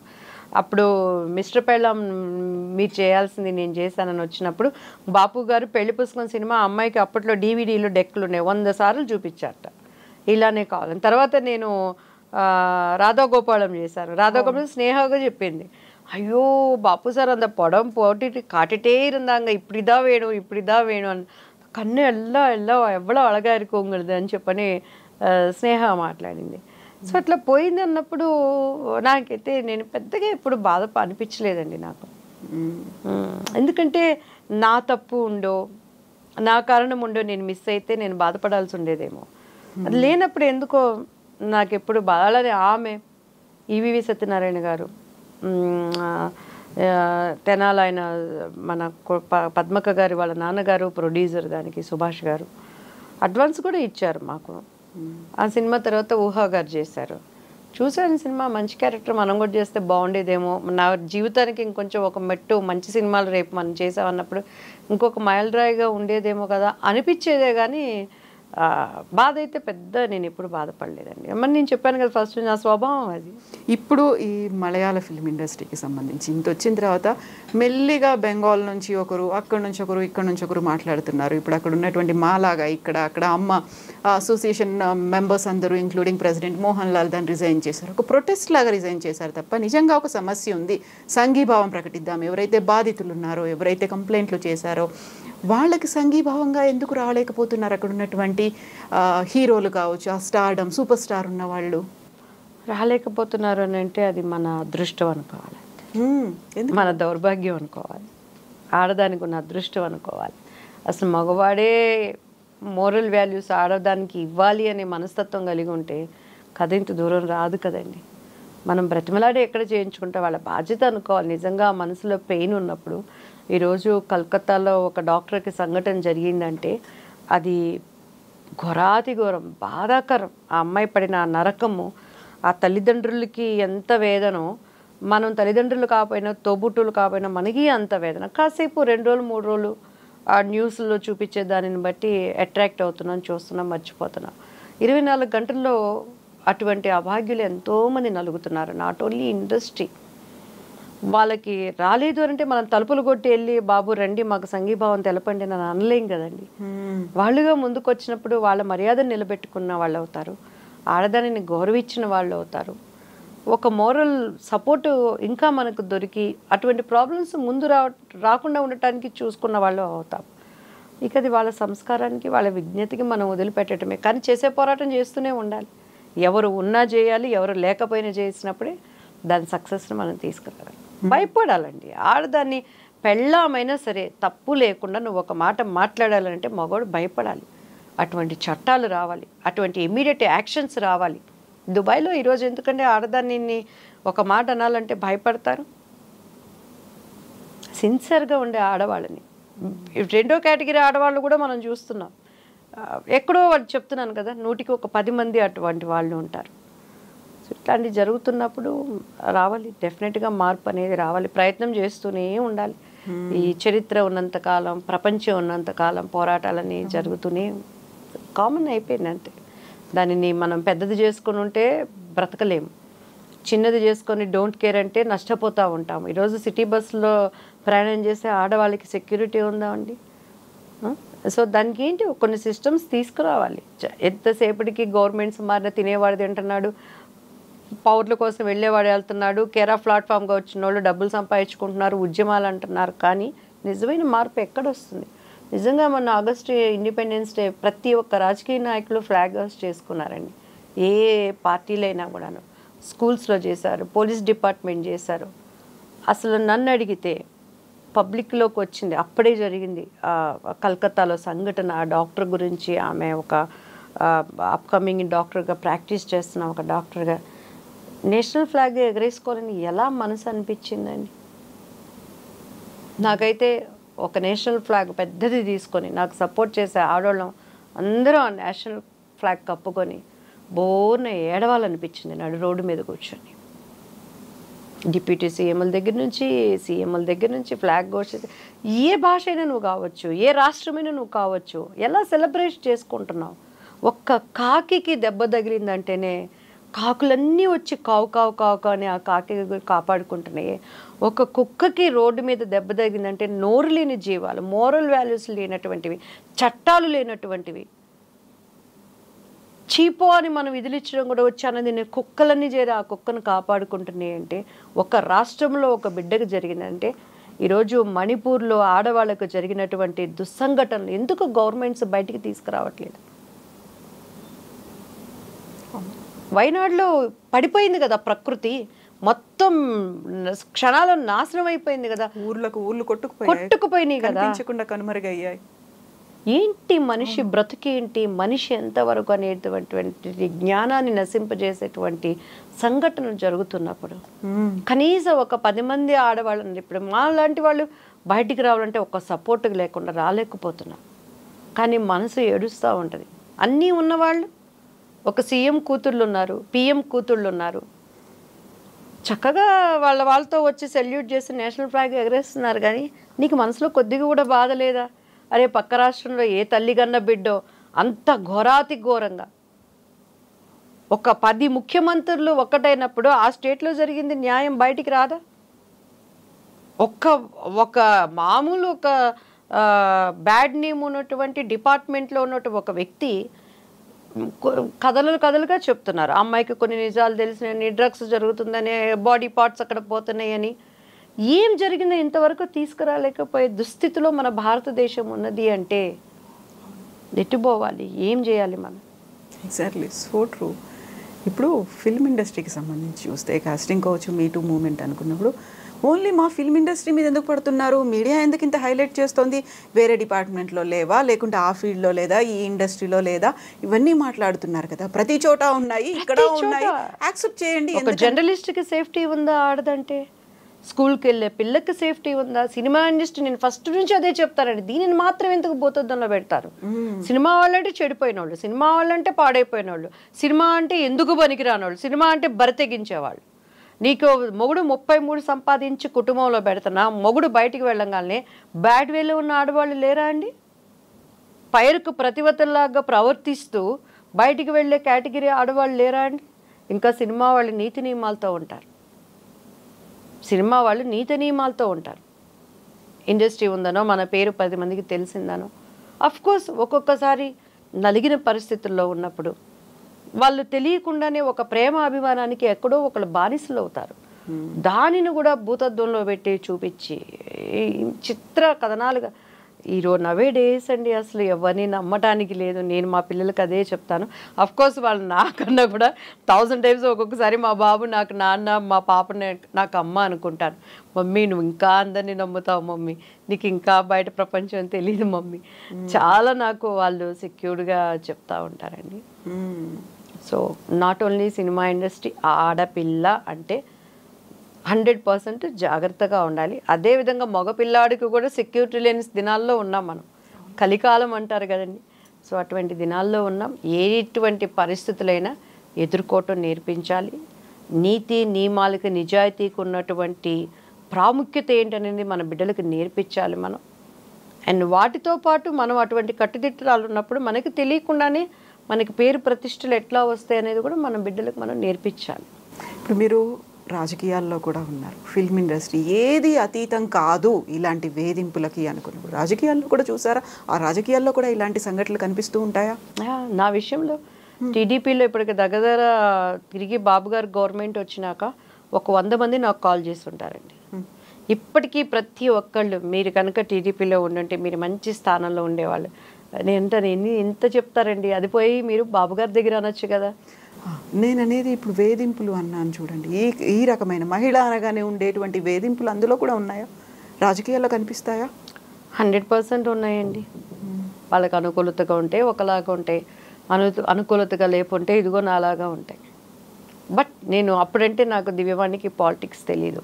నేను ఇక్కడ టీడీపీ పార్టీలో నా చిన్న రాజకీయ అరంగిరేటంలో పదవుల కోసం వాటి కోసం ఎవరికి నేను కాకాలు పట్టలేదు, నమస్కారాలు పెట్టలేదు. బాబు గారు అంటే నాకు ఇప్పటికీ అభిమానం. నేను టీడీపీ పార్టీ నుంచి బయటకు వచ్చినాక అన్ని పార్టీలు నన్ను ఇన్వైట్ చేసినాయి. అఫ్కోర్స్ అప్పుడు రూలింగ్ పార్టీలో ఉన్నటువంటి వైఎస్ఆర్సీపీ దగ్గర నుంచి ప్రతి ఒక్కరు సంప్రదింపులు జరిపారు. కానీ కేవలం పెద్ద ఆయనని నేను ఒక మాట అనాల్సి వస్తుంది అనే దానికి నేను ఆగిపోయాను. దాని తర్వాత 100 మందిలో 70 మంది ఏమన్నారో తెలుసా అండి, రాజనీతి పాటించాం, కక్కుర్తి పడి ఆ పార్టీకి ఈ పార్టీకి మీరు జాయిన్ అవ్వలేదు. ఎంతమంది అప్పట్లో నేను వచ్చినప్పుడు ఏముందండి, కింద ఉన్న వాళ్ళు ఎవరైతే ఉంటారో రాంగ్ స్టేట్మెంట్ ఇచ్చుకుంటూ వెళ్తారు. దివ్యవాణి వైఎస్ఆర్సీపీ నుంచి వచ్చింది, వాళ్ళ మనిషి జగన్ గారి కోవటు అనే విధంగా కూడా ప్రాపగండం చేశారు. మరి అయితే నేను అప్పుడే పోయి అందులో జాయిన్ అయ్యేదాన్ని కదా. సో ఆయన జైల్లో వేసినప్పుడు ఎంత బాధపడ్డానంటే, నేను కిందున్న ఆయనకి భోజనం తెచ్చే మాణిక్యం గారికి తెలుసండి, అన్న పెద్ద ఆయన ఎట్లున్నారు అన్న, మీరు భోజనం తీసుకెళ్తున్నారు, ఆయనకు కరెక్ట్గా ఇస్తారు, ఏమంటుంది అమ్మ, ఏమీ లేదమ్మా అని ఆయన ఫోన్ కోసం బయట కాసుకొని నేను కూర్చునేదాన్ని. తర్వాత ఆదిరెడ్డి భవానీ గారికి కాల్ చేశాను. అచ్చెన్నాయుడు గారు అక్కడ వెళ్ళటానికి నన్ను అలో చేయలేదు.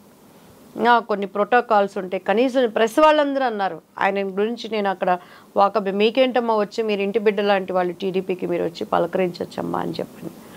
సో కొద్దిగా వ్యతిరేకతన్నా కూడా మేము వెళ్ళాలి. మళ్ళీ ఎవరైతే మమ్మల్ని ఇబ్బంది పెట్టారో వాళ్ళనే మాట్లాడాలి, వాళ్ళనే అపాయింట్మెంట్లు అడగాలి.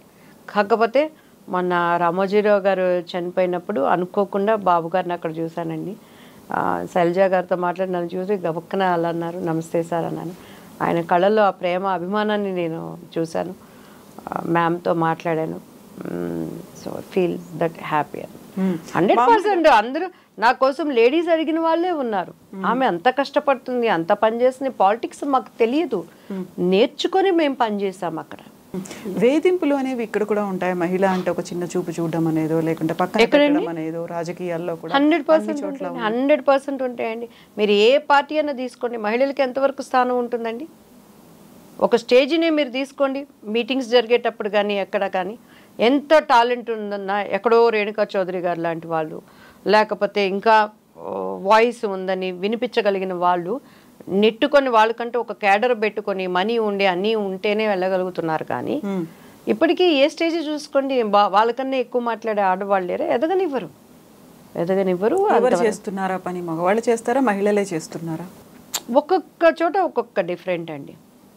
ఒక్కొక్క చోట ఇప్పుడు ఒక స్త్రీ పైకి ఎదుగుతుంది అంటే వాళ్ళు అన్ని అంగుల పవర్ కోసం దేనికైనా దిగజారే క్యారెక్టర్స్ కొంతమంది ఉంటారు. కొంతమంది అయ్యో మేల్ ఈగో ఎక్కడైనా కుటుంబాల్లోనే ఉంటుంది, ఆడవాళ్ళు మీరు తగ్గి ఉండాలి అనే విధంగా. సో నేనేమంటానంటే ఎదిగే వాళ్ళని ఎదగనివ్వాలి, స్త్రీలైనా పురుషులు. మొన్న ఆడదానివే శత్రువు. ఇప్పుడు ఆమె స్మిత ఐఏఎస్ ఉన్నారు కదా, సబర్వాల్ ఉన్నారు. ఆమె మాట్లాడింది అసలు ఎంత బాధాకరం అనిపించిందండి ఆడవాళ్ళకి కానీ దివ్యాంగులకి. మానసికంగా బాధపడే ఎంత ఒక ఆమెకున్న స్థానంలో ఆమె అసలు కామెంట్ చేయదగున. అలానే పోయి అందరూ ఆడవాళ్ళు అలానే మనం చెప్పలేముగా. గవర్నమెంట్స్ కూడా కొంతమంది మాట్లాడినంత వరకు మాట్లాడారు, టేక్ ఇట్ ఈజీ అయిపోయింది. కానీ ఆ పెయిన్ అనుభవించే వాళ్ళకి ఈరోజు కార్లో వెళ్తున్నాం, ఇవాళ మార్నింగ్ చూసాం, ఏదో సడన్గా ఒక యాక్సిడెంట్ అయిపోయింది, 4 స్పాట్ డెడ్ అయిపోయారు.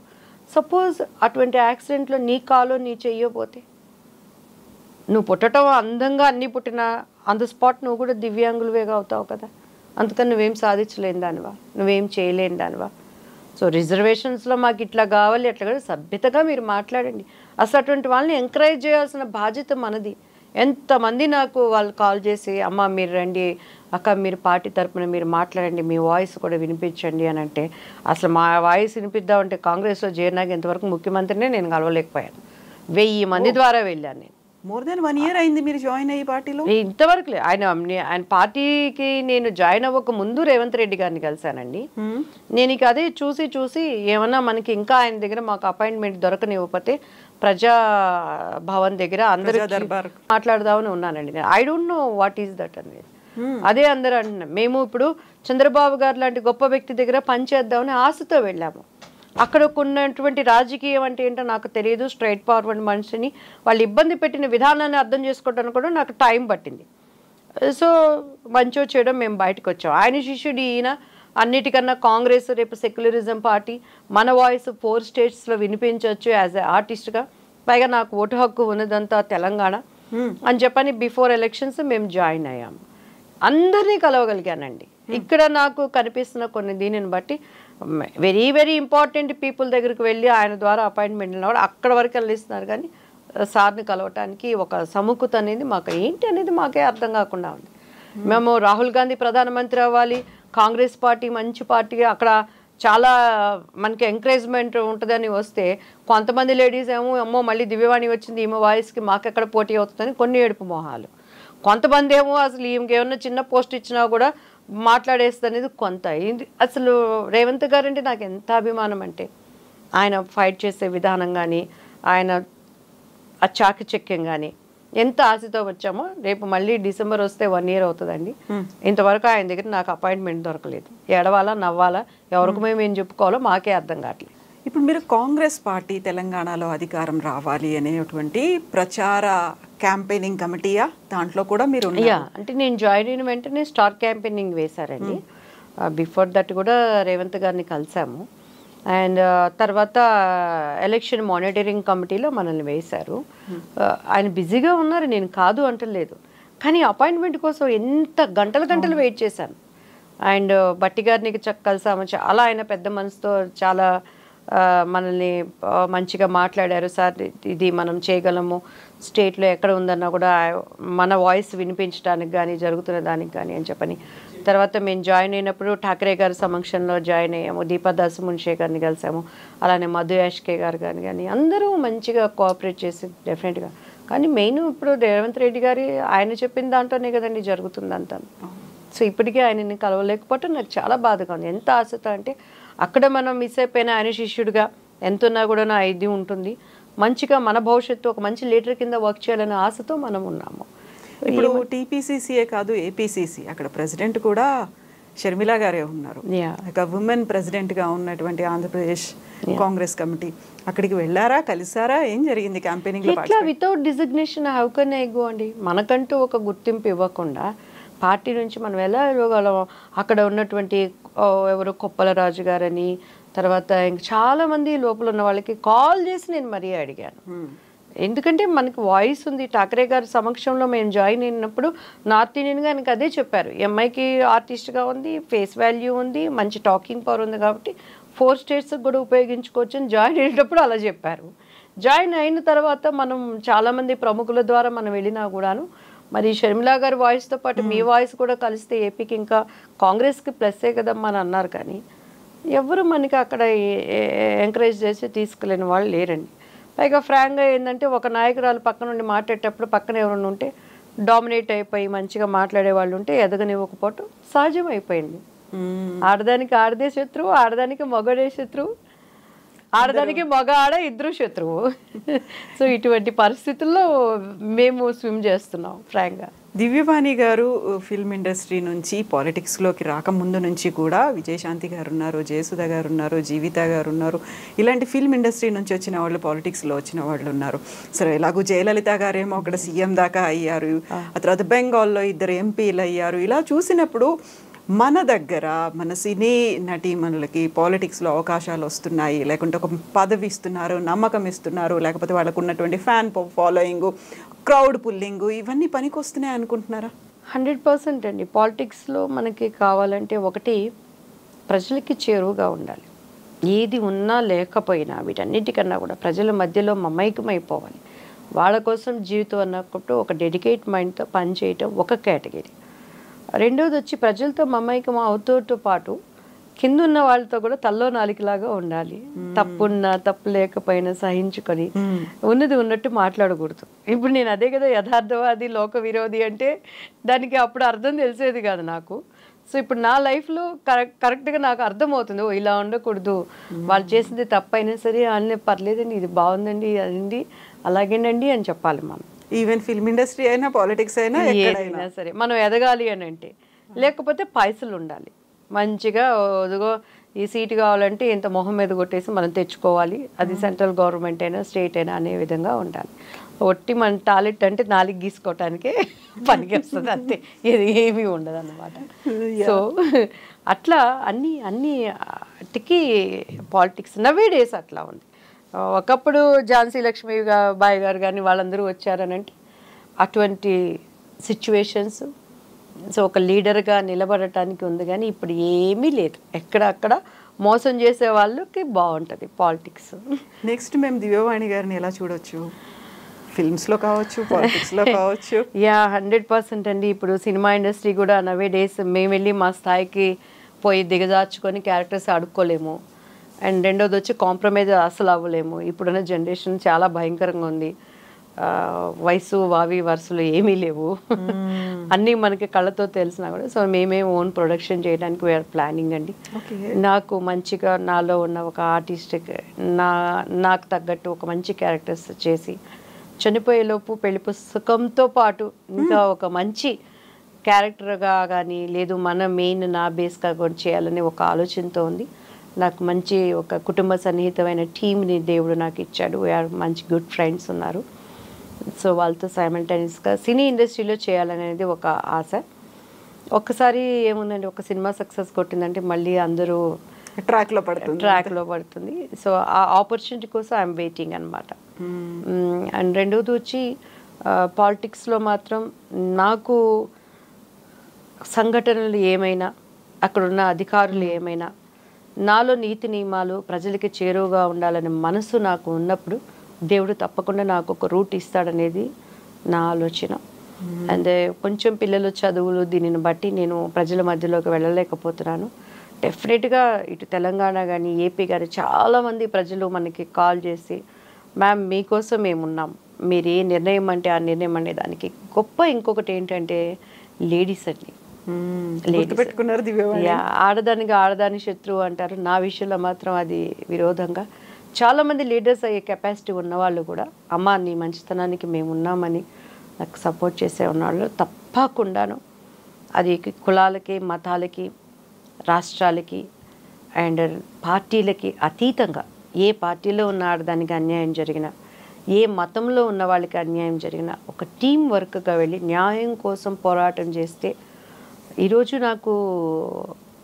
నేనున్న పార్టీలు నాకు పట్టం కట్టకపోవచ్చు, నేనున్న పార్టీలు నాకు ఒక అధికారాన్ని ఇవ్వకపోవచ్చు, కానీ ప్రజల గుండెలలో చేరువుగా ఉండాలనే దానికి మాత్రం అనుక్షణం నేను కష్టపడతానండి. ఎందుకంటే ఈరోజు నా బిడ్డకు ఆ కష్టం రాకపోవచ్చు, కానీ ఆ కష్టంలో ఉన్న ఒక బిడ్డను ఆదరించి నిలబెట్టగలిగానంటేనే అది నాకు నా మనసుకి ఎక్కడ లేని తృప్తినిస్తుంది. సో అటువంటి దానికోసం మంచి మనసున్న మనుషుల కోసం అండ్ మాకు సపోర్ట్ చేసే వ్యక్తులు కూడా కావాలి. ప్రతిదీ ఈరోజు ఆర్థికంగా కూడుకున్నది. ఒక 10 మందిని నాతో పాటు తీసుకువెళ్ళాలంటే వాళ్ళకి కాఫీలు, భోజనం ముట్టి కొన్ని రోజుల వరకు నేను చేయగలను. సో ఎంతోమంది ఎంతెంతో డబ్బులు పబ్బులకి వెళ్ళి రాంగ్ రూట్లో ఉండి ఖర్చు పెట్టుకొని వేస్ట్ చేసుకుంటున్నారు. సో నేను దానికి కూడా ఒక టీంని సిద్ధపరచుకొని మమ్మల్ని నడిపించే వాళ్ళు ఉండటానికి కూడా వీఆర్ ప్లానింగ్ సూన్. అటువంటి దానిని కూడాను అది ఏ రాష్ట్రమైనా ఎక్కడున్నా కూడా వెళ్ళి చేయటానికి నా శక్తి ఉన్నంత వరకు. ఎందుకంటే దేవుడు నాకు ఐఎమ్ అచీవ్ ఎవ్రీథింగ్. బిడ్డలు పెద్దవాళ్ళు అయ్యారు, దేవుడు కృపను బట్టి వాళ్ళు మంచి స్థానంలో ఉన్నారు. సో చేయాలనేటువంటిది ఒక ఆలోచన ఉంది. దానికి మెల్లమెల్లగా నడకలు నేర్పడానికి ప్రయత్నం చేస్తున్నాను.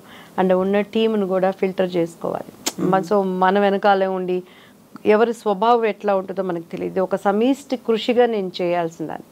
గాంధీ గారు లాంటి వాళ్ళకే పక్కన గాడ్సేలు ఉన్నారు. I'm nothing in front of him కదండి. ఇప్పుడు దేవుడు అన్నారు, మతము అన్నారు, ఇవన్నీ అయిన తర్వాత సడన్గా అప్పటిదాకా ఉన్నటువంటి దివ్యవాణి గారు చాలా పూజలు కనిపించాయి సినిమాల్లో, ఇవన్నీ సడన్గా పోయి క్రిస్టియానిటీలోకి వెళ్ళారు. మీరే వెళ్ళారా, ఎవరైనా తీసుకెళ్లారా? హస్బెండ్, ఫ్యామిలీ ఏంటి అసలు మీతో పాటు ఎలా వచ్చేసారు అందులోకి? అట్లేం లేదండి. బైబుల్ ఈజ్ ట్రూ అంతే, నేను నమ్మాను. ఎందుకంటే చరిత్ర తీసుకుంటే క్రీస్తు శకం క్రీస్తు పూర్వమే, కానీ ఇంకొకరిది లేదు. బైబుల్ చరిత్ర, దానికి ఆధారాలు ఉన్నాయి. అసలు క్రీస్తు ఎవరు, ఈ లోకానికి ఎందుకు వచ్చాడు, ఆయన ఎవరిని చంపలేదు. ఎక్కడైనా చరిత్రలో మనం తీసుకుంటే ఎవరిని చంపలేదు, రాజ్యాల మీద దండెత్తలేదు, ఇంకొకళ్ళ ప్రాణం ఎక్కడ ఆయన తీయలేదు, అండ్ ఎక్కడ ఆయన నోటేమట ఒక చెడుని మనం చూడలేదు. ఆయన గన్ పట్టుకున్నట్టు కానీ బాణాలు పట్టుకున్నట్టు కానీ ఎక్కడ ఒక మాదిరికరమైన జీవితం, ఒక మనుష్యుడు ఎట్లా ఉండేదని చూపించాడు. నా మార్గంలో నడవండి అన్నాడు.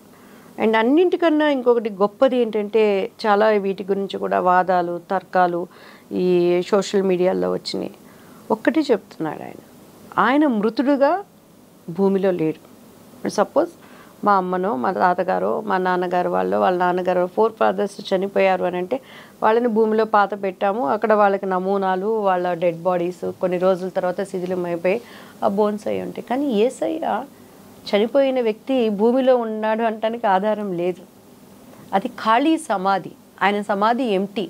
సో ఆయన ఏమయ్యాడు, పైకి వెళ్ళాడు. ఎలా వెళ్ళాను, నేను అలా వస్తాను అని చెప్తున్నాడు. ఒక క్రైస్తవ జీవితం విశ్వాసం అండి. Bible is different.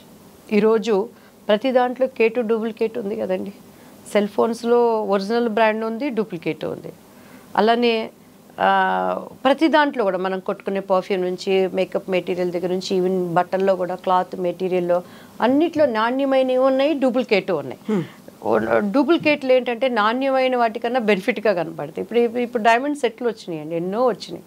Original diamond కన్నా పిచ్చివే డైమండ్ కన్నా ఇంకా ఎక్కువ ఉన్నాయి. అందుకేనా హిందూ మతం కంటే ఇంకా క్రిస్టియానిటీయే గొప్పదనిపించింది? మీ హిందూ కాదు ఇటువైపు వెళ్ళాలి అనేది? నేను హిందూ కాదు, నేను హిందూ. క్రీస్తుని నా స్వరక్షడిగా నేను అంగీకరించాను. భారతదేశంలో నేను పుట్టాను అంటే క్రీస్తును అంగీకరించిన మాత్రాన నేను హిందూని కాకుండా పోతానా? పూజలు చేస్తారు, ఏ పూజలు చేస్తారు? మీకు ఒక చిన్న ఎగ్జాంపుల్ చెప్తానండి. నేను కాంగ్రెస్లో జాయిన్ అయిన తర్వాత ఇప్పుడు ఆయన పేరు కుసుమ్ కుమార్ గారు, జట్టి కుసుమ్ కుమార్ గారు. ఆయన కేజీఎఫ్ అని ఒక కమ్మ సంఘాన్ని పెట్టారు.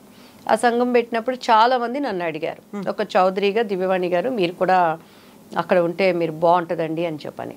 సో కొన్ని పరిస్థితులను బట్టి కుసుమ్ కుమార్ గారిని ఆయనది కూడా మా తెనాలి. సో ఆయన నేను కలవలేకపోయాను. తర్వాత ఆన్ టైము ఆయన చేస్తున్నప్పుడు నేను కలిసాను ఆయన్ని.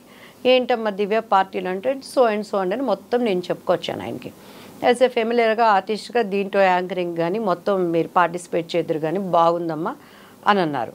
నేను అక్కడ కూర్చుండగానే టీడీపీలో ఒక ఇంపార్టెంట్ వ్యక్తి అదే ఎవరంటే టీడీ జనార్దన్ గారికి కాల్ వచ్చింది. నేను అప్పటికి జరిగిందంతా ఆయనకి సింపుల్గా చెప్పాను. ఇద్దరు సీఎంలు వస్తున్నారు, ఇటు రేవంత్ రెడ్డి గారు కానీ టీవీ5కి అంతా మాట్లాడతారు. మా ఎదురుగా నేను మా పాప వెళ్ళాము. నేను వచ్చేసినాక అక్కడ ఏం డిస్కషన్ జరిగిందో తెలీదు. నాకు ఫోన్ లేదు, అట్లీస్ట్ నాకు ఒక ఇన్విటేషన్ లేదు. ఆయన నేను రేవంత్ గారితో నేను మాట్లాడిస్తానమ్మా అని చెప్పారు, ఫోన్ అవాయిడ్ చేస్తారు. ఏమనుకోవాలండి? మీరు కేజీఎఫ్ దాన్ని అటెండ్ అవ్వలేదు అసలు మాకు ఇన్విటేషనే లేదు. కూర్చోబెట్టి అంత మాట్లాడిన వ్యక్తి అట్లీస్ట్ రామ్మా అని కూడా చెప్పలేదు. చెప్పాను సార్ నాకు ఇంత స్ట్రెంగ్త్ ఉంది, చెన్నైలో ఉంది, చెన్నైలో ఆదిశేషయ్య గారు ఉన్నారు, మీకు ఖమ్మం అనుకుంటే అంత ఆయన మమ్మల్ని పిలవనంత మాత్రాన నేను కమ్మదాన్ని కాకుండా పోనుగా, అదే కమ్మ రక్తం నాలో లేకుండా పోదుగా, అదే రోషం నాలో లేకుండా పోదు కదండి. ఎందుకు కన్సిడర్ అలానే ఎందుకు చెప్తున్నాను I don't know. TDP network Babu గారి స్థాయికి ఆయన అలా చెప్పరు, లోకేష్ గారి స్థాయికి అలా చెప్పరు. కింద ఉన్న వాళ్ళు ఏంటి, అదే బ్రాండు అదే వాళ్ళు. ఇక్కడే అమ్మాయి ఎక్కడ ఎదుగుతుందో ఎదుగుదల లేకుండా చేయడానికి. ఈరోజు రోజా టీడీపీ నుంచి బయటకు వచ్చినాక ఇష్టానికి మాట్లాడినది ఎందుకు మాట్లాడింది? ఎదగనేదలని ఆపగొట్టవాలని. అఫ్కోర్స్ ఆమె కొంచెం చాలా ఎక్స్ట్రాడనరీగా సంబంధం లేకుండా కూడా ఆమె పిచ్చి పిచ్చి మాటలు మాట్లాడింది. మేము ఇప్పుడు అలా మాట్లాడలేదే. మేము ఏ పార్టీలో ఉన్నా ఆయనకి ఇచ్చే మర్యాదని ఇచ్చాం. కానీ మా భవిష్యత్తును అణగదొక్కుతున్నారు. తొక్కు ఎంతవరకు తొక్కుతావు? నువ్వు బంతిని గోడకి ఎంత బలంగా కొట్టినా అది మళ్ళీ రివర్స్లో వచ్చి అంత నీకు తగులుతుంది. కానీ నేను దేవుడికే వదిలిపెట్టేసుకున్నాను, బాధపడ్డాను కొంచెం సేపు. అంత మాత్రం నేను కమ్మదాన్ని కాకుండా పోనుగా, నీలో ఉన్న బ్లడ్డే ఆ రోషం నాలో లేకుండా పోదుగా. ఎందుకు చెప్తున్నానంటే భారతదేశం నా మాతృభూమి, భారతీయులందరూ నా సహోదరులు. చిన్నప్పటి నుంచి మనం స్కూల్స్లో కూడా నేర్పించాం. నేను దేవుణ్ణి అంగీకరించినంత మాత్రాన నేను ఇండియన్ కాకుండా పోనండి. ఇప్పుడు మీరు క్రిస్టియానిటీలోకి అంటే ఆ మతాన్ని స్వీకరించారు కాబట్టి అది మతం కాదండి. దీంట్లోకి పిలవకపోవడానికి రీజన్ ఏంటని మీరు? ఇప్పుడు క్రైస్తవులు అనబడిన వాళ్ళు పెద్ద పెద్ద పాస్టర్స్ బోధించే వాళ్ళు కూడా మత మార్పిడి అంటే ఎందుకు దానిని అంగీకరిస్తున్నారు, ఖండించలేకపోతున్నారో నాకు అర్థం కాదు. యేసయ్య ఎక్కడ నేను మతం అని చెప్పలేదు. I am the way, I am the truth, I am the life అన్నాడు. నేనే మార్గం, నేనే సత్యం, నేనే జీవం. ఆయన మార్గాన్ని నేను ఎంచుకున్నాను, ఆయన సత్యాన్ని నేను నమ్ముతున్నాను. ఆయనే సత్యం, ఆయన మాత్రమే సత్యం అనేది నేను నమ్ముతున్నాను. ఆయనే జీవం అన్నాడు. ఆ జీవం ఏంటి? ప్రతి మనిషి చనిపోవాల్సిందే. అగ్ని ఆరదు, పురుగు చావదు. ఆత్మకి చావు లేదు. రేపు నా ఆత్మకి నిత్య జీవాన్ని ఇచ్చేవాడు ఆయన అని అన్నాడు. కానీ ఆయన ఎక్కడైనా నేను ఒక మతం అని చెప్పారా అండి? క్రైస్తత్వం మతం అని ఎవరు చెప్పారు? అది మార్గం. ప్రతి క్రైస్తవుడు దాన్ని ఖండించాలన్న స్థితిలో ఉన్నారు. ఎందుకు ఒప్పుకుంటున్నారు దానిని? పెద్ద పెద్ద వాళ్ళు సంఘాలు పెంచుకుంటున్నారు, చర్చిల్లో విశ్వాసాలను కూర్చోబెట్టుకుంటున్నారు. కానీ అరే బాబు ఒక్కరోజున ఒక ధర్నా చేసి ఇది మతం కాదండి, నేను హిందువుని, నేను భారతదేశంలో పుట్టాను, క్రీస్తుని నా స్వరక్షకుడిగా అంగీకరించాను, అది కాదంటానికి ఎవరికి రైట్స్ ఉంది? ఇప్పుడు మీరు పూజలు చేస్తారా ఇంట్లో? ఇప్పుడు శ్రావణ మాసం పూజలు కావచ్చు, మిగతా పూజలు అంటే నేను క్రీస్తుని తెలియనప్పుడు నేను చేసేదాన్నండి. ఇప్పుడు చేయట్లేదు. అంటే ఎందుకు చేయట్లేదంటే సృష్టించిన సృష్టికర్తను మర్చిపోయి సృష్టాన్ని పూజించాల్సిన అవసరం నాకు లేదు. సృష్టికర్త ఇప్పుడు ఈ ఫోన్ని క్రియేట్ చేసిన వాడు ఒకడున్నాడు, వాడిని అప్రిషియేట్ చేయాలి. శాంసంగ్ కనుక్కున్నది ఎవరు, ఈ టెక్నాలజీ కనుక్కున్నది ఎవరు, దానికి ఆ బుర్ర పెట్టి ఉపయోగించిన వాడిని మనం మెచ్చుకుంటాం. కానీ శాంసంగ్కి నేను అవార్డు ఇవ్వను, శాంసంగ్ని నేను మెచ్చుకోను. ఇది జస్ట్ ఒక ఫోన్ మాత్రమే. అలానే జీవనదులని, చెట్లుని, భూమి ఆకాశాన్ని సృజించిన దేవాది దేవుడు ఒకడున్నాడు. ఆయనని నేను వర్షిప్ చేస్తాను. కానీ ఆయన వర్షిప్ చేసిన చెట్లని నేను ఎందుకు పూజించాలి? క్రిస్మస్ సెలబ్రేట్ చేసుకుంటారు, బాక్సింగ్ డే, క్రిస్మస్ అంటే క్రిస్మస్ సెలబ్రేట్ చేయమని బైబిల్లో ఎక్కడ లేదండి. మనకి చాలా దేవతలు ఉన్నారు, చాలా నెలలో ఒక 10-15 మనం పండుగలు చేసుకుంటున్నాము. క్రైస్తవులకి ఈస్టర్ ఒకటి, క్రిస్మస్ ఒకటే ఉంటుంది. జస్ట్ అది ఒక క్రీస్తుని జ్ఞాపకం చేసుకోవటమే. కానీ ఆయన పర్టికులర్ ఈరోజే ఇదే దినాన్ని పుట్టాడని బైబిల్లో ఎక్కడ లేదు. అంటే ఆమె గర్భాన ఉన్నప్పుడు ఆ చలి జరిగింది, ఆమె తలదాచుకోవటానికి ఎక్కడ ఇది లేదు అనే ఒక సిమ్టమ్స్ని బట్టి దిస్ ఈజ్ క్రిస్మస్ అని అన్నారు. అది క్రీస్తుని జ్ఞాపకం చేసుకోవటం, మన పిల్లలు కూడా మరీ ఏమీ లేకుండా ఉండకూడదనే. కానీ వాట్ ఈజ్ క్రిస్మస్ యొక్క ఆంతర్యం ఏంటి? క్రిస్మస్ ప్రభుని ఆరాధించటం. దేవుడు ఇప్పుడు మీ ఇద్దరు పిల్లలు రాఖీ సెలబ్రేట్ చేసుకుంటారా? పాపు బాబా ఉన్నారు, పాప బాబు ఇద్దరు ఉన్నారు కాబట్టి. అంటే అందరూ కట్టుకుంటారని వాళ్ళు కట్టుకుంటారు. దీపావళి అంటే నేను క్రీస్తునకు ముందు నాకు చాలా ఇష్టం. అది వెలుగు, ప్రతి ఒక్కళ్ళ ఇంట్లో దీపాలు పెట్టుకొని చూస్తానికి ఒక అందంగా ఉంటుంది. క్రాకర్స్ కొద్దిగా మనకి ఆ సౌండ్స్ అవి కొద్దిగా ఇబ్బందికరంగా అనిపిస్తాయి, కానీ క్రిస్మస్ అలంకరణ. ఇప్పుడు ఏమైనా శ్రావణ శుక్రవారం వచ్చిందనుకోండి, ఇల్లు శుభ్రం పెట్టుకోవటం తప్పేముంది? ఇంటికి మామిడి తోరణాలు పెట్టుకోవటం తప్పేముంది? వేపాకులు తేవటం తప్పేముంది? అవన్నీ కూడాను సైంటిఫిక్గా కలిసి ఉన్నాయి. ముగ్గులు వేస్తారు ఇంటి ముందు. ఎందుకు వేస్తారు? అందులో ముగ్గులో అది ఉంటుంది కదండి, ఏమంటారు దాన్ని, బ్లీచింగ్ లాంటిది కలుస్తుంది. అది వేసినప్పుడు క్రిమి కీటకాలు ఇంట్లోకి రాకుండా గడపలకి పసుపు పూస్తారు. పసుపు కూరల్లో వాడుకోవట్లేదా? గడపలకు పూసే పసుపు అని చెప్పని కూరల్లో పసుపు వేయకుండా క్రైస్తవులు పసుపులు తినరా? కాళ్ళకి పసుపు రాసుకుంటే తప్పేముంది? రాసుకుంటారా? ఏమండి, మీరు కాళ్ళకి పసుపు రాసుకుంటాను, తప్పేముంది? కూడా రాసి మా ఇంట్లో గడపలకి రాస్తాను. అంటే బొట్టులు అవన్నీ పెట్టేంత ఓపిక లేదు, టైం లేదు. కానీ ఒకప్పుడు కుంకాలు అవి పెట్టేవారంటే యాంటీబయాటిక్ కింద వాడేవారు. మరి అటువంటిప్పుడు కాళ్ళకి పసుపు రాసుకుంటే తప్పు అంటే క్రైస్తవులు కూరలు వేసుకోవటం కూడా తప్పేగా. మూడాలు ఆచారాలు కాదండి. సో మనము ట్రూత్లోకి క్రిస్మస్ అంటే ఏంటి, ప్రభువుని ఎరగని వాళ్ళకి చెప్పటం, క్రీస్తుని ఆరాధించటం. ఒక వ్యక్తిని మనం ఆరాధిస్తున్నామంటే ఆ వర్షిప్ ఏంటంటే, మన వర్షిప్లో ఆయన దగ్గరికి మనం వెళ్ళిపోయినప్పుడు మనం చేసిన తప్పులేంటి, మనమేంటి, పరిపూర్ణంగా క్రైస్తత్వం అనేది ఒక్కటి నిమిషంలో జరిగిపోయేది కాదండి. మరణము వరకు నిరంతరం అది సాగేటువంటి ఒక ప్రక్రియ. ఇప్పుడు దేవుడి దగ్గర చర్చికి వెళ్తాను, కాసేపు ప్రేయర్లో ఉంటాను, వాళ్ళు చెప్పే మనసులో మాటలుంటాయి. ఈదురు రాగానే నా కోపంగానే ఉంటుంది, నా ఈర్ష్యగానే ఉంటుంది, నా స్వార్థంగానే ఉంటుంది. సో అందరూ ఆయన చెప్పినంత మాత్రం ఇది మతం కాదండి. నేను హిందూ, నా కులము యేసుక్రీస్తు వారికి కూడా యూదా రాజసింహ, ఆయన యూదుడనే ఒక గుర్తింపు ఉంది. దేవుడు నాకు ఇచ్చిన కులాన్ని నేను దాచిపెట్టుకోవాల్సిన అవసరం లేదు. చాలామందికి యేసుక్రీస్తు వారు అనగానే తక్కువ జాతిలో ఉన్నవాళ్ళు ఉన్నారు అని ఉంటుంది. ఈరోజు మీరు చెప్పేది నిజమైనా, నేను చెప్పేది అబద్ధమైనా, లేదు నేను చెప్పేది నిజం మీరు చెప్పేది అబద్ధమైనా, ఒకానొక దినాన్న ఈ నేత్రంతో మనం చూడాల్సిందే. ఆ రోజు మనం తప్పించుకోవడానికి లేదు. అది నువ్వు చెప్పే దేవుడా, నేను చెప్పే దేవుడా, ఈ యొక్క ప్రపంచాన్ని నడిపిస్తున్నటువంటి ఒక శక్తినా, ఏదన్నా మీరు అనుకోండి. దివ్యవాణి గారు మా అందరికీ పరిచయం అవ్వడం పెళ్లి పుస్తకం సినిమా. ఒక్క పెళ్లి పుస్తకం, ఆ పెళ్ళి అనేది కాదు, ఒక వరుసగా మీరు చేసిన 50 సినిమాల్లో ఒక 10 సినిమాలకు పెళ్లి అనేదే ఉంటుంది కదా, మొగుడు పెళ్ళామో లేకుంటే పెళ్లి. ఎందుకు అలా పెళ్లి అనేది ఒక సెంటిమెంట్ ఏమైనా ఉందా దివ్యవాణి గారికి? అలా దివ్యవాణి గారు ఎలా ఉంటారో పెళ్లి అనేది కూడా టైటిల్లో ఉండాలనేది? అంటే అలా కాదండి, ఆ స్టోరీస్ అట్లా ఉండే. సో దానికి తగ్గట్టు పెట్టుకొని అలా అది యాదృచ్ఛికంగా కలిసి వచ్చింది అంతే. పెళ్లి కొడుకు, ఇద్దరు పెళ్ళాలు, ముద్దులు పోలీసు, ఎదురింటి మొగుడు, పక్కింటి పెళ్ళాం, శుభం నాకు, అండ్ తర్వాత దొంగ రాసుకెళ్ళి, అట్లా కలిసి వచ్చే స్టోరీ పరంగా వాళ్ళు పెట్టుకునే. అప్పట్లో మాకు అసలు సంబంధం కూడా ఉండేది కాదు కదా. నా క్యారెక్టర్ చెప్పేవాళ్ళు, డేట్స్ ఇచ్చేవాళ్ళు. ఇప్పుడులాగా సంవత్సరాల తరబడి చేస్తున్నారా మూవీస్? జస్ట్ 2 monthsలో ఫస్ట్ కాపీ వచ్చేయాలి, డబ్బింగ్ అంతా, ప్రొడ్యూసర్స్ని ఎంతవరకు సేవ్ చేయగలగాలి. సో అప్పట్లో రీల్స్ అన్నీ కూడా కాస్ట్లీగా ఉండేవి. సో అట్లా జరిగిందే కానీ సింగిల్ టేక్ అనేది మళ్ళీ వాళ్ళకి ప్రొడ్యూసర్ కూడా ఎఫెక్ట్ అప్పట్లో అంతా డబ్బులు పెట్టి కొనుక్కునేవాళ్ళు. ఇప్పుడులాగా టెక్నాలజీ పెరగలేదు కదమ్మా. సో అప్పుడు అది ఒక స్కూల్ లాగా ఉండేదన్నమాట. అట్లా యాదృచ్ఛికంగా అవన్నీ కలిసి వచ్చినాయే కానీ అది అలా జరిగిపోయింది అంతే. పెళ్లి పుస్తకం, అందులో ఉన్నటువంటి శ్రీరస్తు శుభమస్తు అనే పాట ఇప్పుడు ఏ తెలుగు ఇంట్లో పెళ్లి జరిగినా అది కంపల్సరీ ఉంటుంది. ఆ తర్వాత మీరు రాజేంద్ర ప్రసాద్ గారు కలిసి కొన్ని డ్యూయెట్లు కావచ్చు, పాటలు, అమ్ముకుట్టి ఏదైనా మీరు పాడతారా? పాడొచ్చా? అందులో అన్ని పాటలు నాకు మైండ్లో ఉన్నాయి కానీ హాయి హాయి శ్రీరంగ సాయి ఒకటి నాకు బాగా ఇష్టం. తర్వాత సరికొత్త చీర ఇష్టం. హాయి హాయి పాడతాను ప్లీజ్. హాయి హాయి శ్రీరంగ సాయి మా పెద్ద